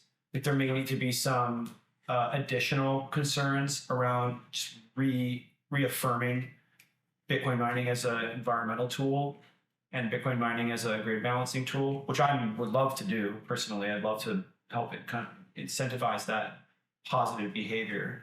But that's not something that's quite as big of a concern in some of these more red states. And even in some of these red states where Sierra Club has, lobbyists across the country in each of these states, in each of these capitals, they have someone that shows up to oftentimes testify against our bill. If you go to the Missouri one, they were there again. They were there last year and they were there this year to testify against the bill. But that sort of opposition just doesn't help defeat our bill, because oftentimes lawmakers in red states don't like Sierra Club. It just depends on where you are, different political dynamics. Certainly we will probably see bills shift and change. Some people care a lot about more of the SEC issues. Some states are more aligned with the SEC in their viewpoints of crypto broadly. And so those states can be a concern, and their opposition can be a problem for us as well. Some states, I said it earlier, the bankers are a problem. Some states, they're not. So it just depends on where you go. Could you tell us generally, or try to paint a picture of where the Bitcoin caucus sits in the hierarchy? We've got these different kinds of interests in our political system, like medical system, energy. Where do you think that Bitcoin sits on that stack of different interests? And are we of the equivalent power to some of these entrenched industries and our influence, or are we still very early in terms of people understanding what we're about? It's a great question. I think we're higher than we were even just a few years ago, much higher. And I do see us as becoming a very core issue, and I think we're on our way there. So we have a lot of potential growth in how much attention that we get, positive attention that we get especially. But we don't compare to the healthcare industry. We don't compare to the military industrial complex. No, we don't compare to a lot of these major industries because they not only do they have a lot more resources than us, they're just much more deeply ingrained. And, a lot of lawmakers that are in office today, especially at the federal level, they have been fighting for and working with and alongside these industries potentially for decades. So they have a very close ear to those lawmakers, and they're very in touch with them and are able to help move their issues forward better. Now, I will say it's a little more congested. The longer an issue exists and is you're crafting law about it, the more ossified it becomes. So moving the needle on, healthcare issues is very tricky, right? Takes a lot of time, even the work that Obama did on healthcare, it was culmination of a very long time to even have that change occur. So it's a little different for us in that, in that sort of realm where there's not a lot of law that has been passed on the advocacy side, like trying to get good laws in place to advance this industry. And so that's why you will see, I think, a lot of rapid action in the beginning, even though we're not like a prevalent issue, but we're also not asking for a lot right now. And that's a big thing that is really helpful to us. We are just asking to exist. Can you just please let Bitcoin be cool? Like, guys, we just want to come in and self-custody our wallets. We want to mine our Bitcoin. We're not asking for tax breaks. We're not asking for special privileges. We don't even want you to subsidize us. We're just asking to be able to operate here in America. And that's usually a pretty easy ask. So you will see some rapid action in the beginning take place because of that, the nascency of the technology. But the dollar amount and the prevalence in a lawmaker's mind is probably pretty low. And when I say dollar amount, the amount of money being spent in the space, I think there's roughly $4.1 billion spent federally on lobbying every year. And so we are maybe 10 million or something, I guess, would put a number on it. Maybe 20 million would be a fair number at the federal level. But we're not close to, that's a fraction of the whole pie. Related to that, I'm curious, has there been any sort of linking up of the energy industry, which I'm assuming holds a lot more sway there, with Bitcoin as that relationship builds out? Are they kind of backing it or not yet? Or I think that eventually you will see that, but we haven't seen it yet. We want to see the energy industry take another step into the space. A lot of people have predicted that energy companies would buy Bitcoin miners. I think that will happen, but it's going to take time. Energy companies are extremely conservative. And when I say conservative, I mean small c conservative. They move slowly. In fact, when I got into the space, I thought politics in general moved kind of slow, and there are various other parts of life that often seems like you have to really be patient for new and good things to happen. But in the energy world, if you try to work on energy policy, my God, it's like the slowest moving thing on the planet, which is oftentimes why also when people are like, oh, we're going to switch away from this current energy policy that we have of decarbonization, you have a lot of people in the Bitcoin mining space who sort of don't think that is a necessary thing. I sit on the other side of that conversation, but I'm like, you guys, even if you wanted to change that, it will take you a decade because that's how slow the changes occur. So we're certainly headed this direction when it comes to energy policy, with decarbonization and electrification of the economy. And we sort of need to make sure that Bitcoin mining can move along within that thread. But yeah, I don't see the energy companies, going back to the point, I don't see the energy companies fully coming in yet, but if and when they do, it will be really valuable. The last thing on there that's really important to keep in mind is mostly, I think it's important that it happens at the state level, because most energy policy happens at the state level. The primary regulator of energy is the PUC and the PSC in every state. They're the ones that decide if there's going to be a demand response program, grid balancing program. They decide rates. They also decide, the states also decide if they want to be a part of an RTO or an ISO, Regional Transmission Organization, or Independent System Operators, which is what ERCOT is, which is what CAISO is. We don't have one up here, Pacific Northwest, but if one is to be part of one, the states are the ones that decide. And that's a huge shift in energy policy. And so if you want to lobby, so to speak, or advocate for Bitcoin mining to some group, go after these utilities, because these utilities at the state level, their primary regulators, a PSC, a PUC, they have their guaranteed rate of return. They're more or less a extension of their government because they're quasi government in the sense that they are a monopoly that is regulated by the state. And so these utility folks, they send teams of lobbyists to states all the time. And in some states, it's a little known fact, but in some states, the utilities are the most powerful political organization in the entire state. Because let's take a small state, for example, where you don't have a lot of economic impact occurring from large industry, other large industries, or tech. What else is there really? You just have these energy providers, and they have, some states. I've been confronted by 7 lobbyists when we try to work in those states, and they're very ingrained in the political system. So hopefully we can get the utilities on board, because that would be a huge lift in trying to encourage state lawmakers to be pro Bitcoin mining. And in your estimation, have you seen any of that yet, or would you expect it to come? And it seems like on a longer time horizon, maybe. But no. Yeah, they're very slow moving. So unfortunately, You talked about some changes being really slow, but another way, others are really quick.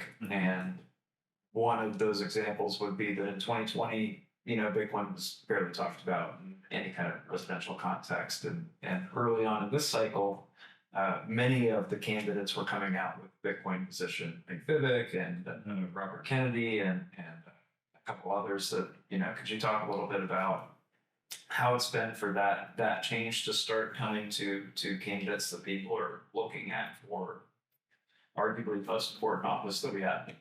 it's been great to see. I'm not surprised by how fast it's happened, but I'm glad to see that we have a lot of candidates out there.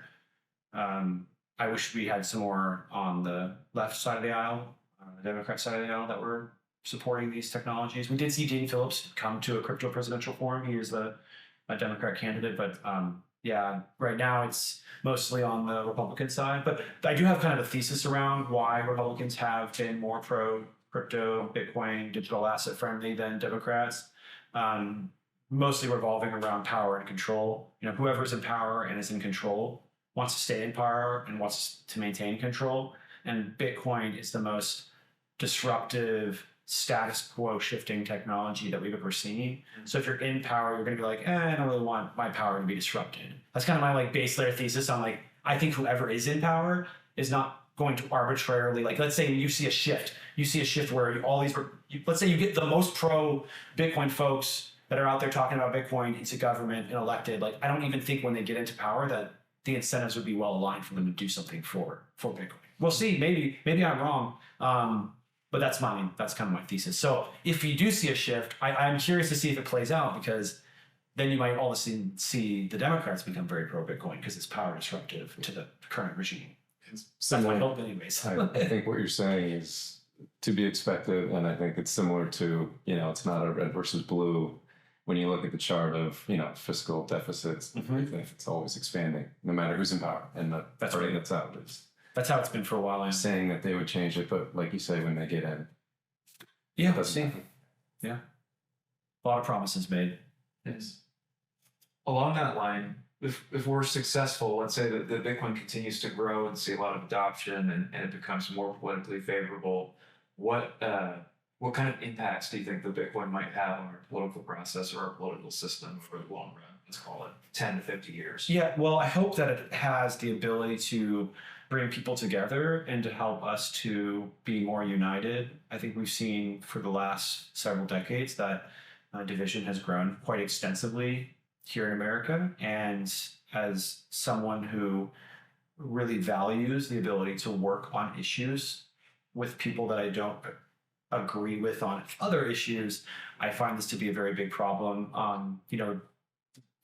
We've turned into a society where we just have political warfare, and it's perfectly acceptable to just completely obliterate your opponent without any concern of whether or not you might have to work with that person in the future. And it really has degraded the ability for lawmakers to work together and to be able to move on issues. And so I want to see a society where we can still work together.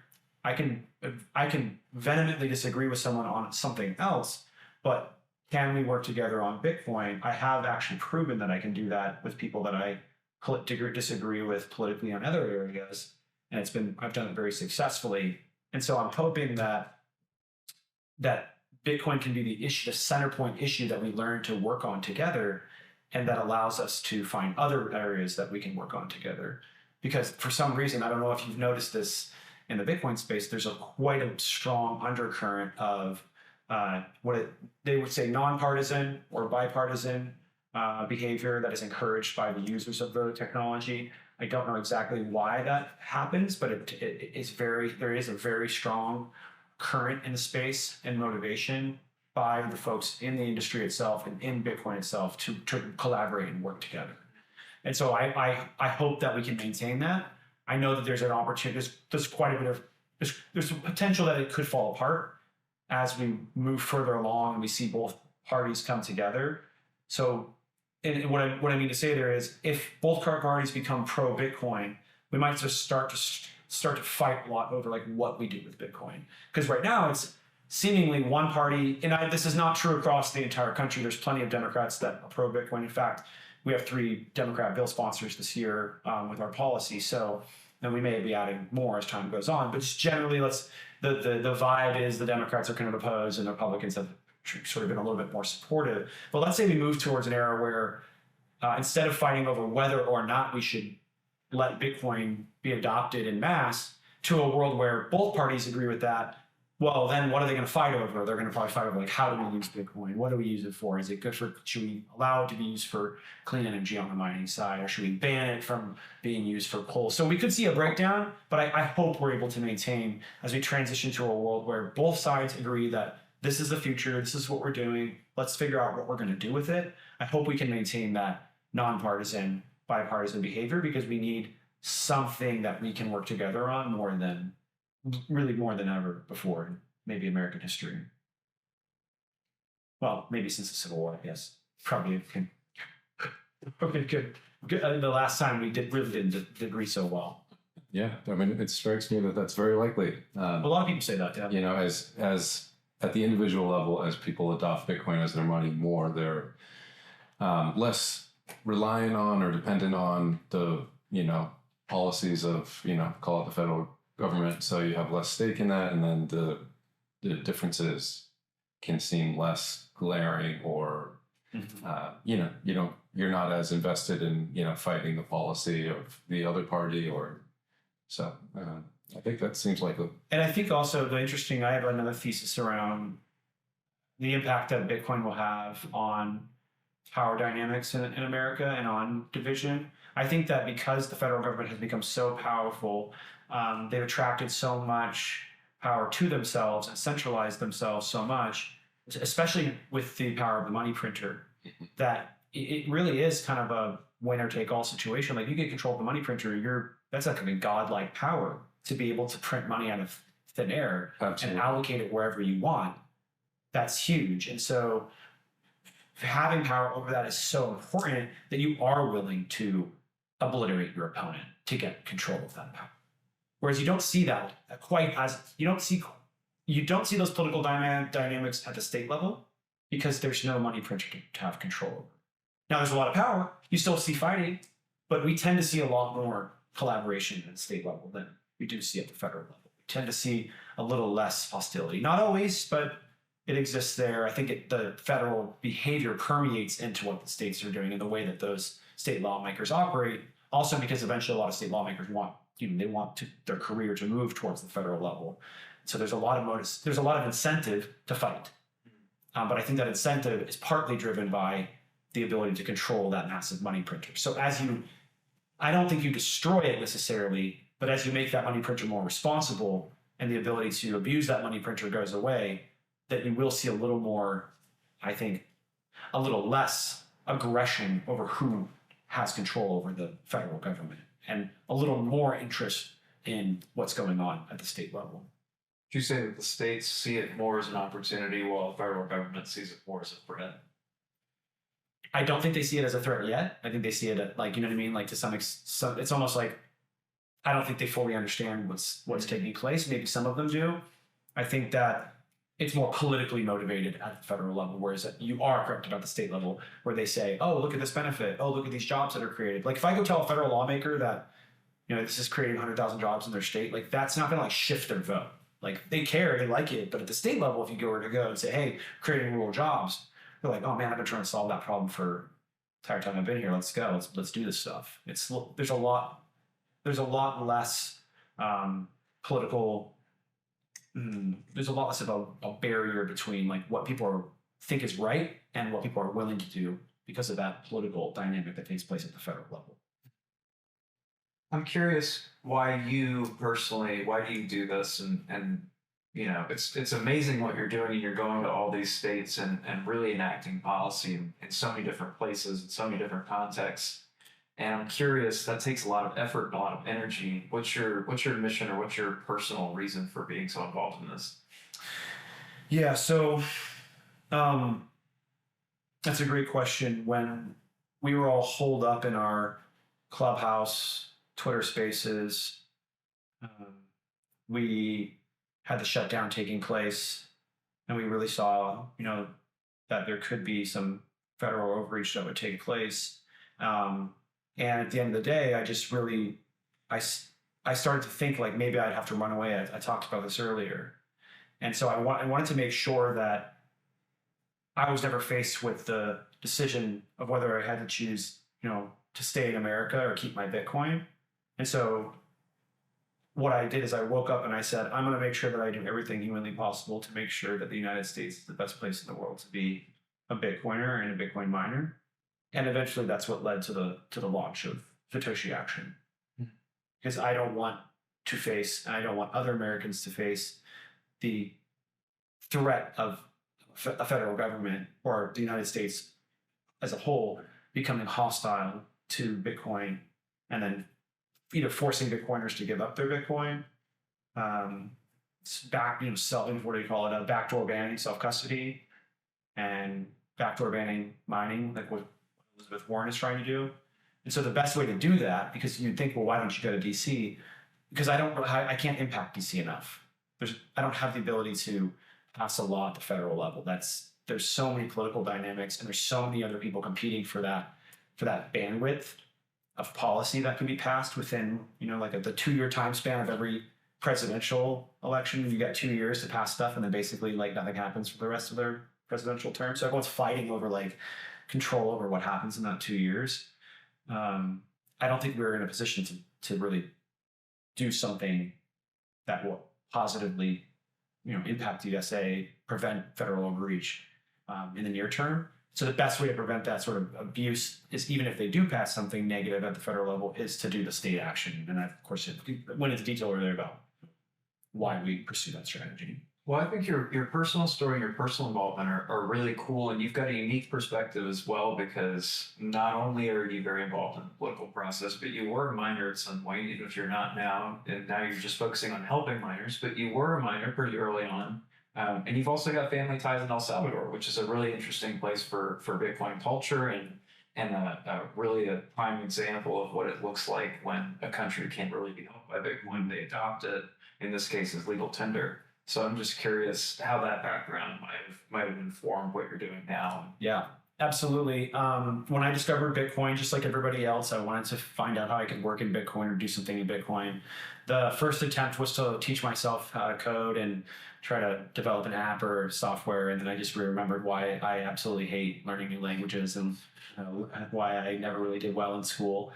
And so quickly moved past that inspiring idea, right?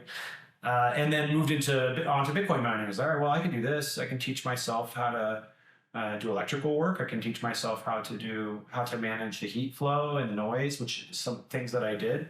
But as I was exposed to Bitcoin mining as a technology and working on it, I just realized that I was really driven to innovate. I was constantly trying to pursue improvement, and in even a very just like granular way. Whereas previous to that, I hadn't really ever experienced a technology where I was like, oh man, I'm going to really figure out how to like reduce my heat by a couple degrees. I'm going to really figure out how to make this sound be dropped by 5 decibels. And I'm going to I'm going to really work hard to build this. I built a whole container. It was pre upstream data black box days. Mine was a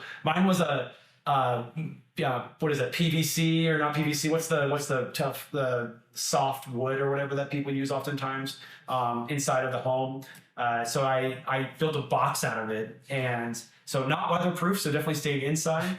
But yeah, it was a early days of what would be somewhat of a black box. That was what Stephen Barber makes it upstream data. And I pointed it outside of my house and had all the heat going outside. But as I was like building these things and learning to do these things, I just realized like, well, the impact that it's having on me is probably also an impact that is occurring with others that engage with the technology. So even though I never went on to become a, commercial or industrial scale miner, I internalized that this technology is very likely causing and forcing people to innovate, and I want that innovation that they develop. I want maybe those even inventions that they develop to take place here in America, and so that we can capture that technology the same way that we did with the internet, and same way with the tech industry. I mean, imagine if one of our competitors, Russia or China, you name it, was able to be first mover on the internet and first mover on the tech space. And that's trillions of dollars of GDP that we'd be, potentially missing out on, jobs and growth. And so we have that same opportunity in front of us now where we can say, are we going to maintain the status quo? Are we going to protect the control and power that we have? Or are we going to let a new technology come in and disrupt, but also greatly benefit us as Americans and as individuals? So I want to make sure that we take the latter option and pursue a world where the United States leads on this technology, because a world where the United States leads on Bitcoin, in my opinion, is a much, much better world. I agree with that 100%. Well said. It's energy infrastructure, it's monetary infrastructure, it's payment processing, it's wealth storage. It's so many things that our world is asking for that have not been addressed in an adequate way. And I think it solves so many problems, and we're just really beginning to explore the impacts that it's going to have. We only talked briefly about home heating or waste heat reuse, but that's a whole topic in itself that we could spend many, many hours speaking about. And so it's really still so early in this.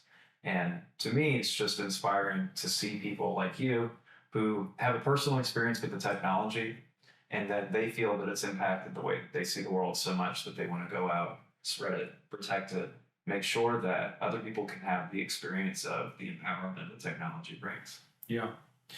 Yeah. Well, I would encourage also too, when people are going out and innovating, to hire their own electricians, because needless to say, I had a few incidences. Then that's one of the main reasons why I will never do my own electrical work ever again. So make sure you hire your own electrical folks. Probably have your own. Honestly, probably have someone do the hosting, to be honest, because it's just like doing this stuff at your basement. Unless you're just a hobbyist miner, love it, great.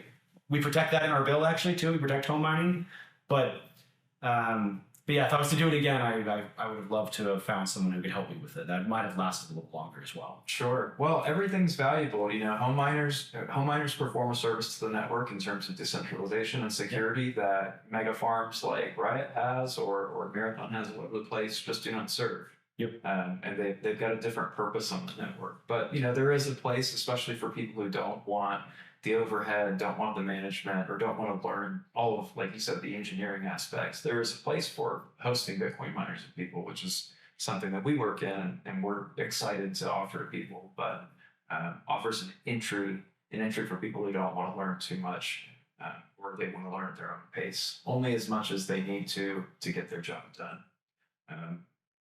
But what do you think the benefits are of people who do have more of a DIY bent, that want to sink their teeth into something to study that's interesting like this? What do you think that they can take away from this? Well, there's a lot of opportunity to especially in the home heating space, to innovate and to create something valuable. And I would love to see. I've seen a lot of it take place on the internet. Like you have all these different Twitter accounts out there, which is great.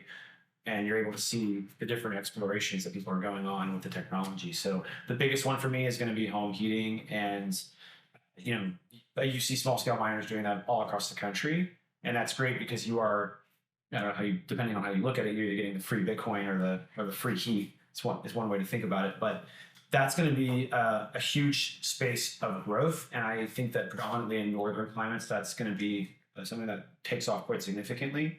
So I'd encourage people to, if they're going to get into the mining space, they don't really want to go full scale. Learn how to heat your own home is probably a great way to start. And also, I just think if you get into the mining space, outside of doing your own electrical work, don't do that. Very dangerous. Almost killed myself at least twice. Learn to try to figure out how you can improve these systems. I think it's really was very impactful for me to do hands-on with the technology.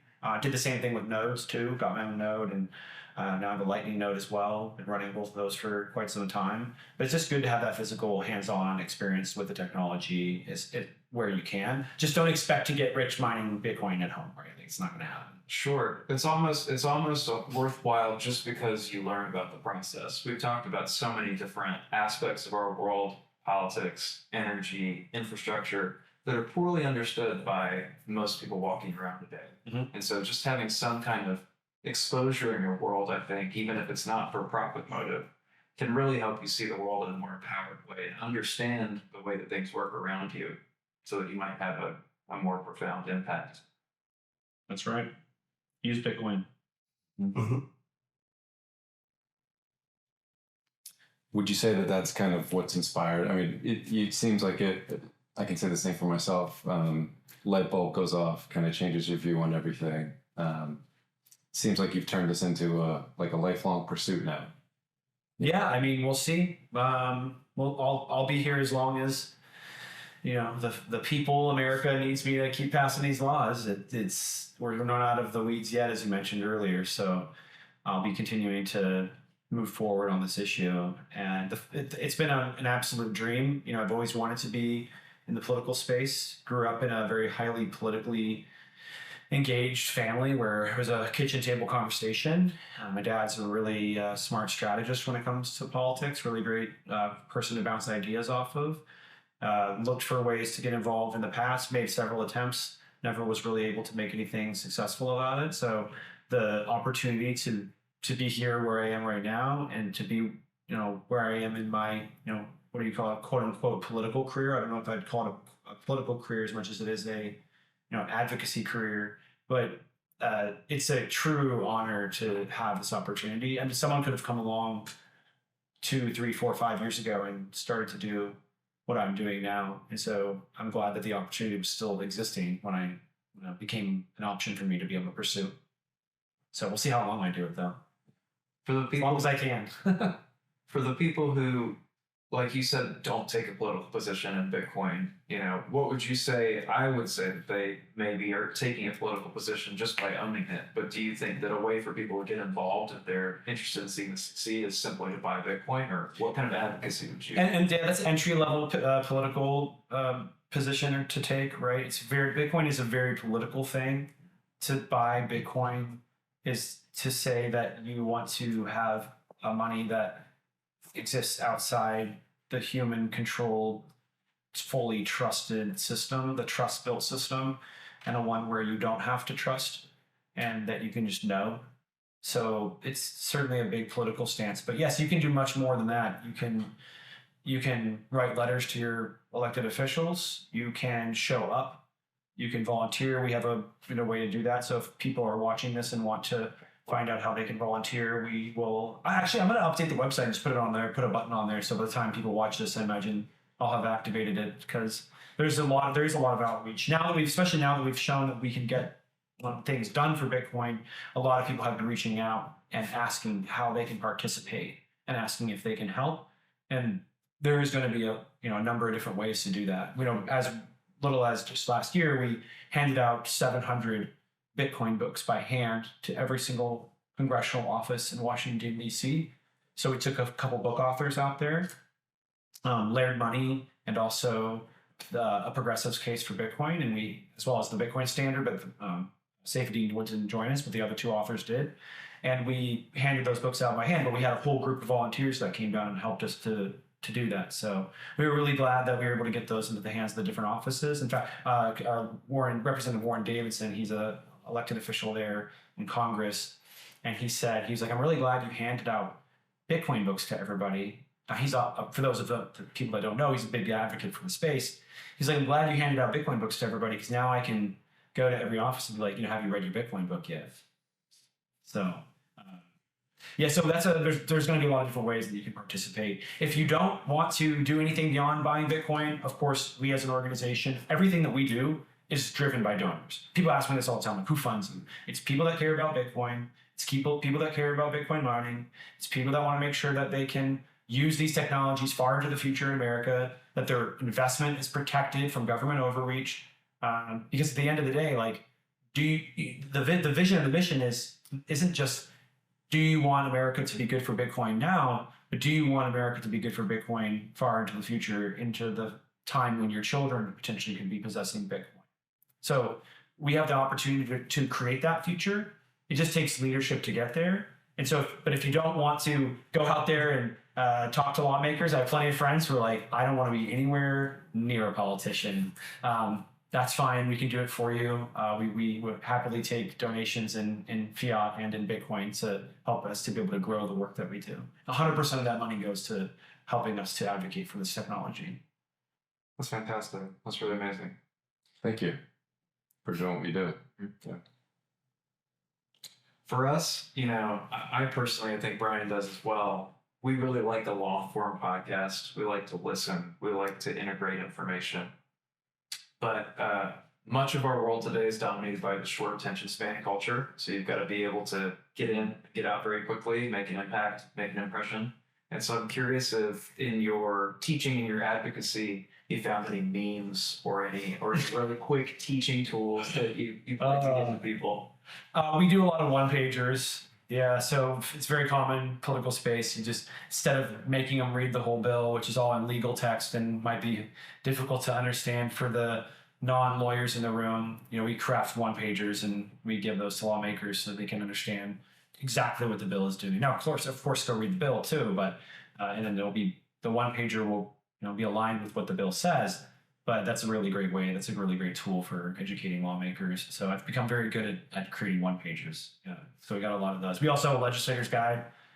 So if you want to go a little deeper, 17 pages, roughly 17 to 20 pages roughly right now. We just redid it, so I forget the total page count. But what that does is it gives a little bit more of a breakdown, and then gives us some policy suggestions in the back of it as well. Do you spend any time on people who actively disagree with you, or do you focus more on people who are either over the line already or on the line or on the fence where you feel like you can influence their opinion?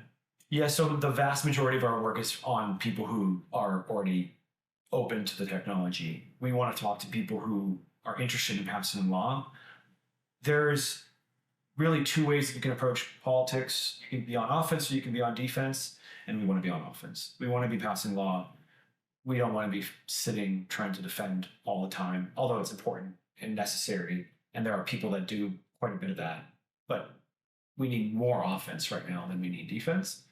If you play defense all the time, every day, your opponent might not score on you very often, but all it takes is, 1 point every, 5 years, and all of a sudden you're very far behind and not in a position to win. So we want to put Bitcoin in a position to win in the United States by being on offense. So we don't spend very much time with those people that are highly opposed to Bitcoin because they're too far away. They're not really gettable at this point. But we do also want to shift the Overton window and widen the possibility of what we can get done with Bitcoin policy in the United States. And we do that mostly through our research arm. So Satoshi Action Fund is our advocacy arm. That's the one that crafts, introduces, and hopefully passes laws to protect Bitcoin. But what we can actually do as far as like what is within the realm of possibility of a lawmaker's mind, like, oh yeah, that's reasonable policy. Okay, we'll pass that. What they think is reasonable, we need to expand that. And the way that you expand that, at least in one way, is through credible, evidence-backed research that supports the claims that you're making. Because I and any other advocate for Bitcoin can run around and say, Bitcoin mining is good for the grid, Bitcoin mining is good for renewables, Bitcoin mining is good for methane mitigation and rural jobs. But that's just me saying.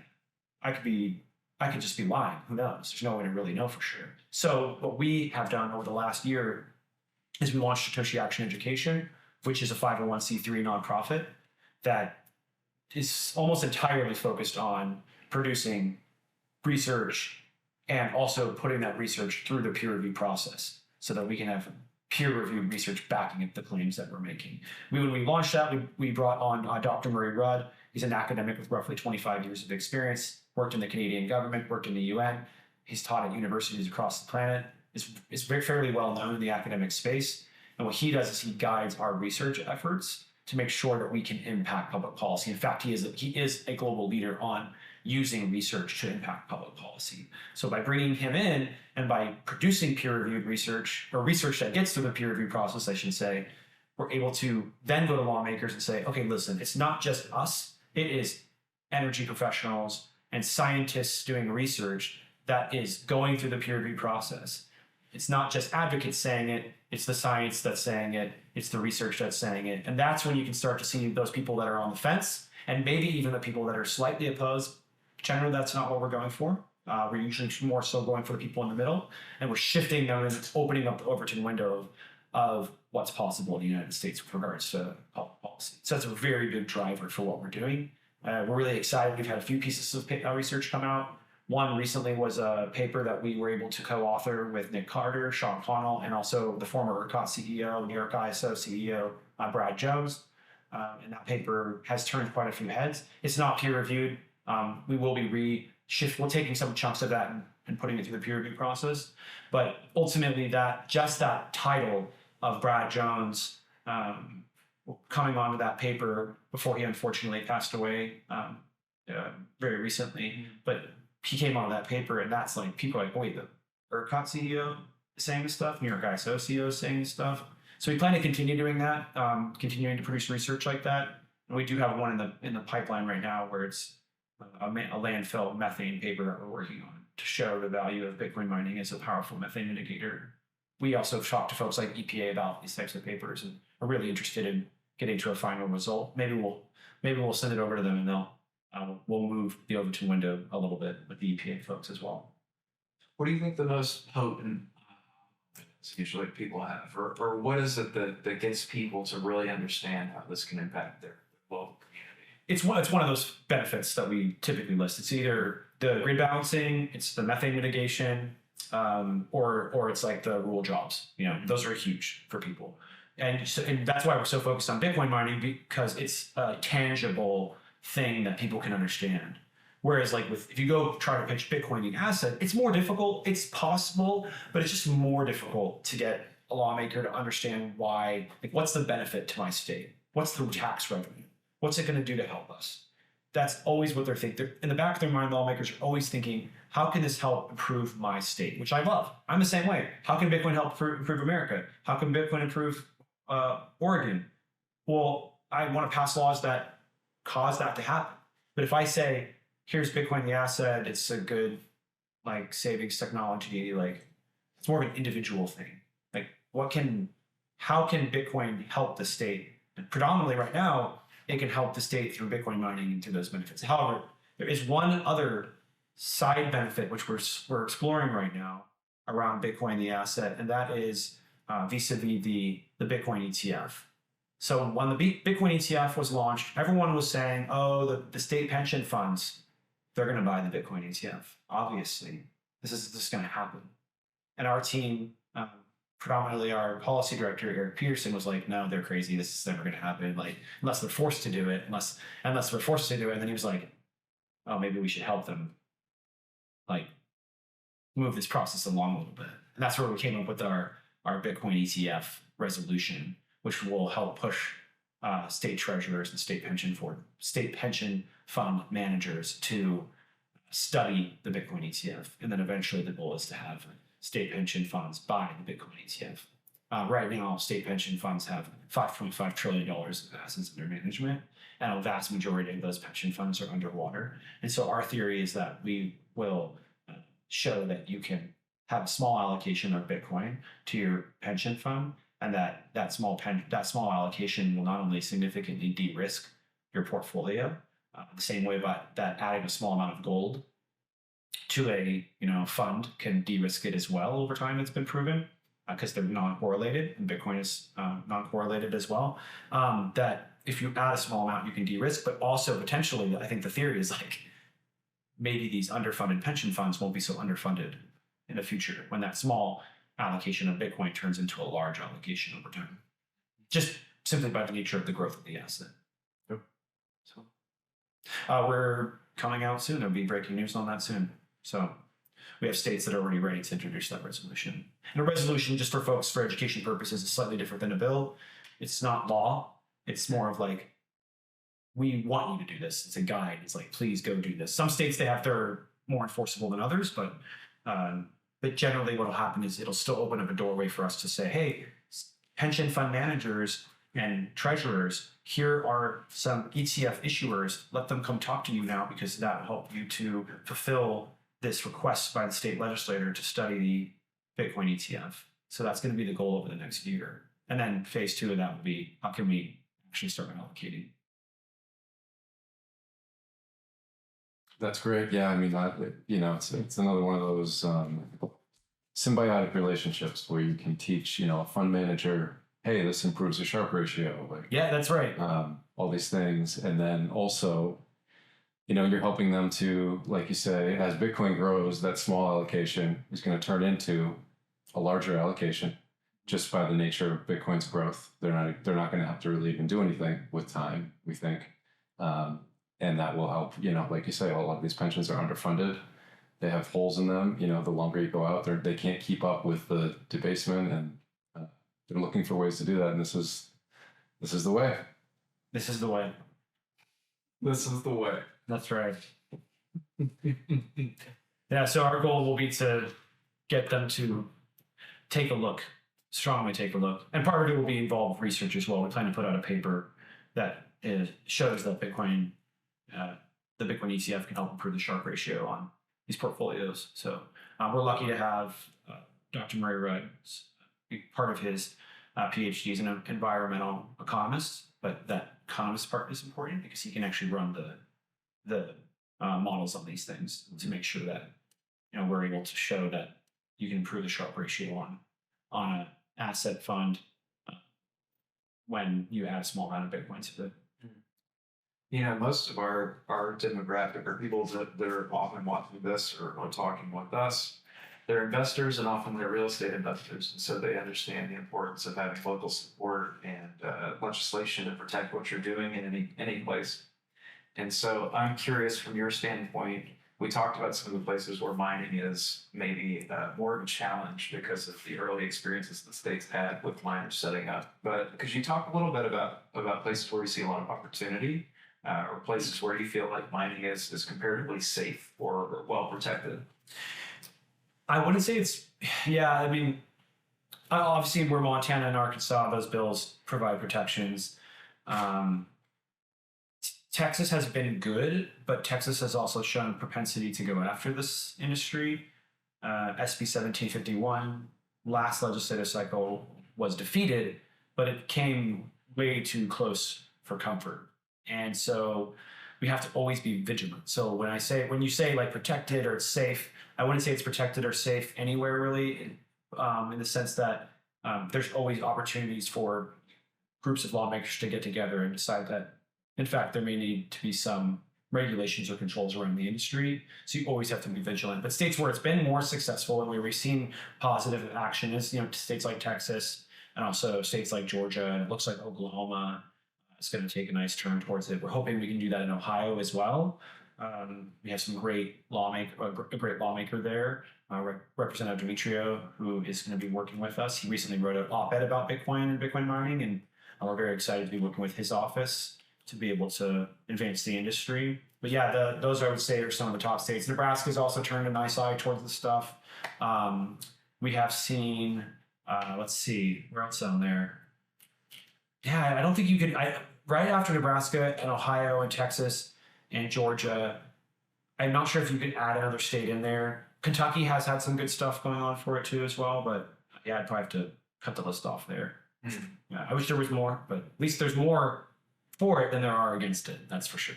How do you feel about it in the Pacific Northwest in general? I mean, we know Washington has had a bad experience, unfortunately. Hopefully, we can revise their opinion of it. We can give them a new experience, and they can change their stance. But generally, Pacific Northwest, we've got abundant hydro, we've got great renewable energy resources, and not huge populations. So there's a lot of excess energy that's produced. And I'm curious what you think about Pacific Northwest. Well, there's a ton of potential, especially given the hydro through the Bonneville Power Authority, the BPA here in the Pacific Northwest.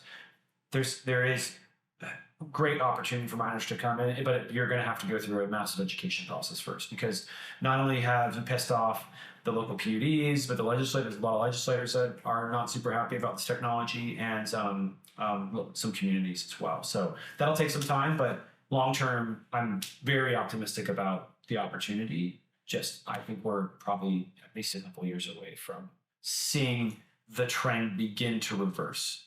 But it could take even longer than that to go back to the state that was like predating the turn and burn era of Pacific Northwest, particularly Washington State. Sure, we definitely have a lot of work to do to get local authorities on our side, to make sure that they understand we're here for the long term, that we're here for benefit, and that we're not an extractive business. Yeah, I think that's the biggest thing that people oftentimes misunderstand about this space, is that Bitcoin mining is highly extractive, when in fact it's highly additive.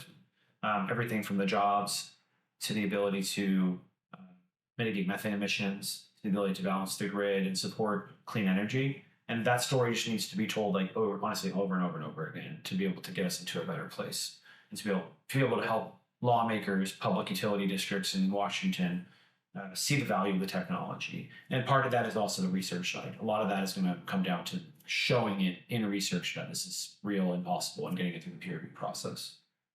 Are there any quick stats that make you really excited for the future of Bitcoin mining, like any kind of methane mitigation stats, or maybe even curtailment in Texas? Are there any numbers that you can share with us for what kind of impact we're currently having? Yeah, so the biggest thing is going to be curtailment. I mean, that's the easiest story to tell because it's extremely measurable.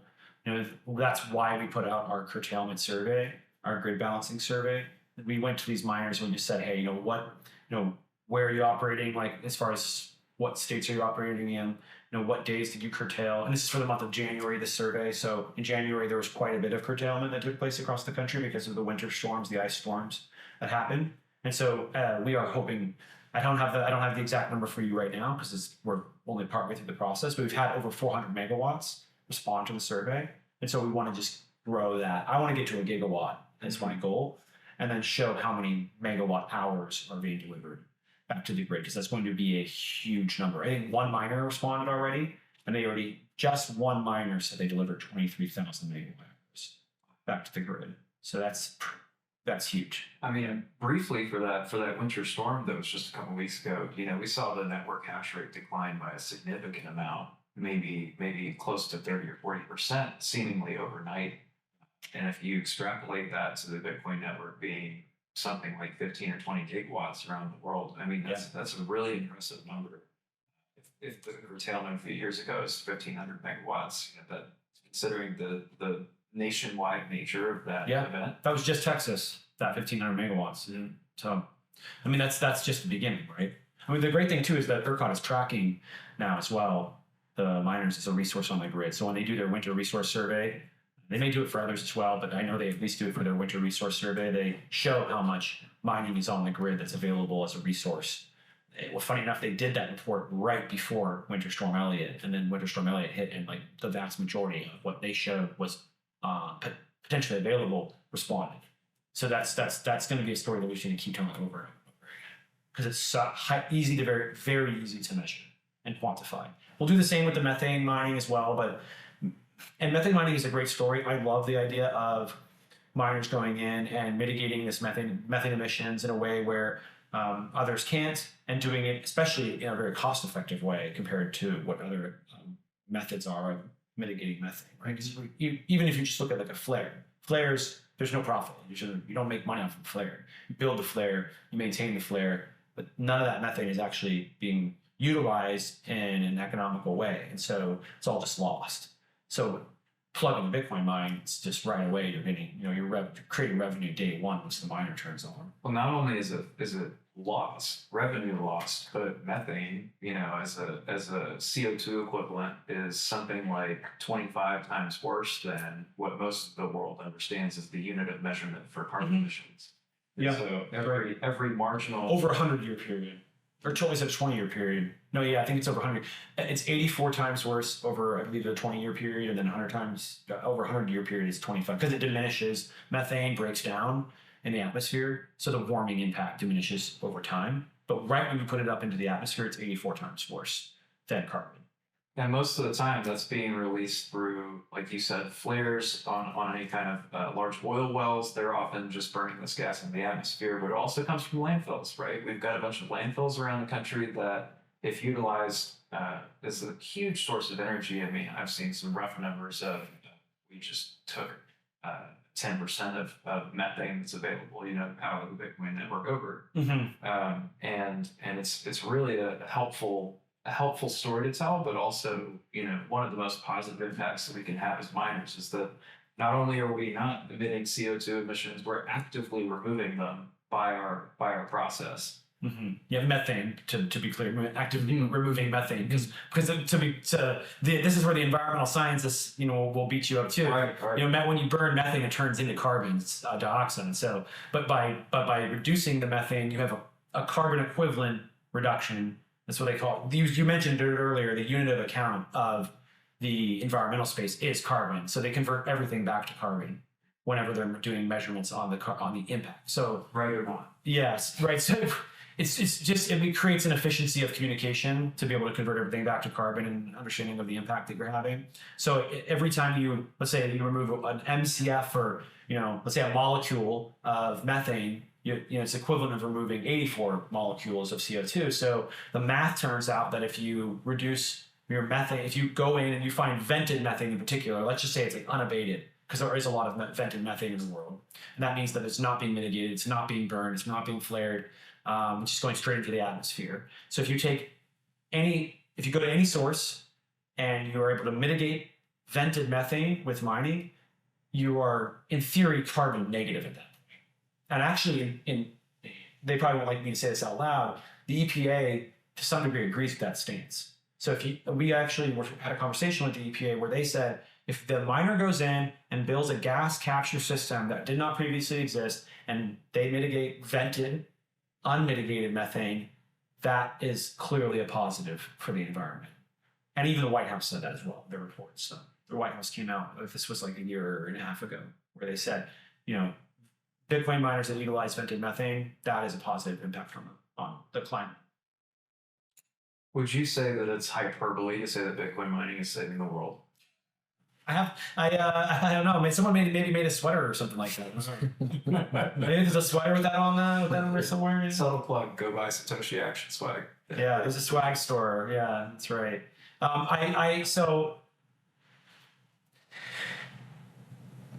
personally think that Bitcoin mining makes the energy transition more possible, and I think that it will make it smoother, and I think that actually might make that energy transition more possible, because the problem with the energy transition right now away from fossil fuels is that as you move away from fossil fuels, you rapidly increase the instability of the grid, and as you increase the instability of the grid, you will have potentially public backlash, and public backlash result in very significant pushbacks on that transition.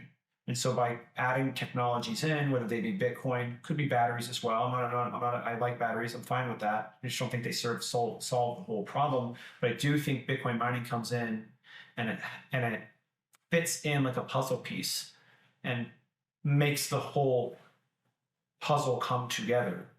And even though it might not be, it's not the one thing that's fixing it, it's going in and fixing something that a lot of these other technologies couldn't.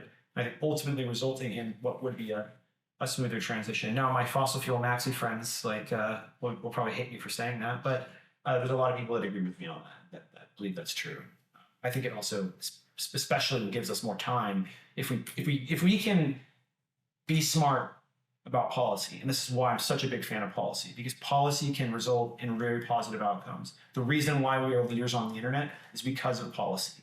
We created proper regulatory frameworks where we limited bad behavior and created guardrails. But inside those guardrails, we move so super fast. It's like a giant freeway that you can drive through. And I want to see that same thing happen with Bitcoin mining. I want to see a giant freeway of increased activity where Bitcoin mining is going out and mitigating methane emissions. Because if you can do that, especially because of this idea that it's cost effective, so you're able to move much faster and not rely on government subsidies as much, then you might actually extend the amount of time that we have to make that energy transition, ultimately like smoothing out the edges and avoiding public backlash and creating more buy-in and creating lower energy prices and more reliability, which ultimately is going to be good for everybody. It sounds to me like a very compelling future built into it. Yeah, for sure. And just knowing that we're coming up on a timeline here, I want to be respectful of your time and thank you for joining us. And Of course. just give you the opportunity to tell someone who might be interested in learning more where they can find you. Yeah, they can go to satoshiaction.io. I'm sorry. Can you start that one more time? I'm just getting a close up on you while you say it. Yeah, they can go to satoshiaction.io, and we have all of our work up there. We talk about the laws that we pass. We have our model policy up there. If folks are listening in and they are in the policy realm, you can go take a look there. They have the summaries as well. We are looking for folks to come in and support the work that we do. Everything that we are able to do is a direct result of how much resources we have. And we deploy capital. We don't sit on this money and, say, well, maybe we got a rainy day fund for, a year from now. We as soon as money is coming in, we have somewhat of a runway, of course, to make sure we don't run out of money, but we're figuring out how can we deploy that capital right away to go advocate and fight for Bitcoin. So chunks of money that come in make a huge impact for us. $25,000, $30,000 can open up an entire state.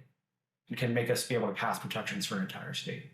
And there are people out there's a lot of folks in the Bitcoin space who did really, really well, and we have been able to gain a lot of their support. And so we want to just continue to gain that support. And we hope that people will look at the results and look at our proof of work and say, you know what, I'm going to allocate to what Dennis is doing. I'm going to invest in that future of America being the best place in the world to be a Bitcoiner and a Bitcoin miner. And I'm going to make a gift to Satoshi Action because they're the ones that are going to get out there and fight on our behalf. So that's what we're trying to do right now. We are going to launch a whole new campaign on all of this in the coming months. So I hope people can pay attention to that and sort of join in together with us and help fight with us, alongside us in the USA. And if you're not going to do that, build a Bitcoin business, right? Because if I can't have anything to advocate for unless people are building. So if I run around and there's no Bitcoin businesses in a state, it's hard to tell lawmakers, look at all this great stuff that's going on. So I highly encourage people to build Bitcoin businesses so that I have something to advocate for. We really appreciate you coming. We're so thankful that you are on the mission that you are. And I personally believe that it's one of the more important things that anybody could be doing. And honestly, I'm grateful to know you as just a friend and to get to see you do all of this and to see all the success that you're having. We're really excited that we got to have some time with you to discuss all that you've been up to. It's really incredible what you've been able to do just over the last couple of years. And we just want to thank you. Thank you so much. And can't wait to have you on again. Thank you. Yeah, thank you both.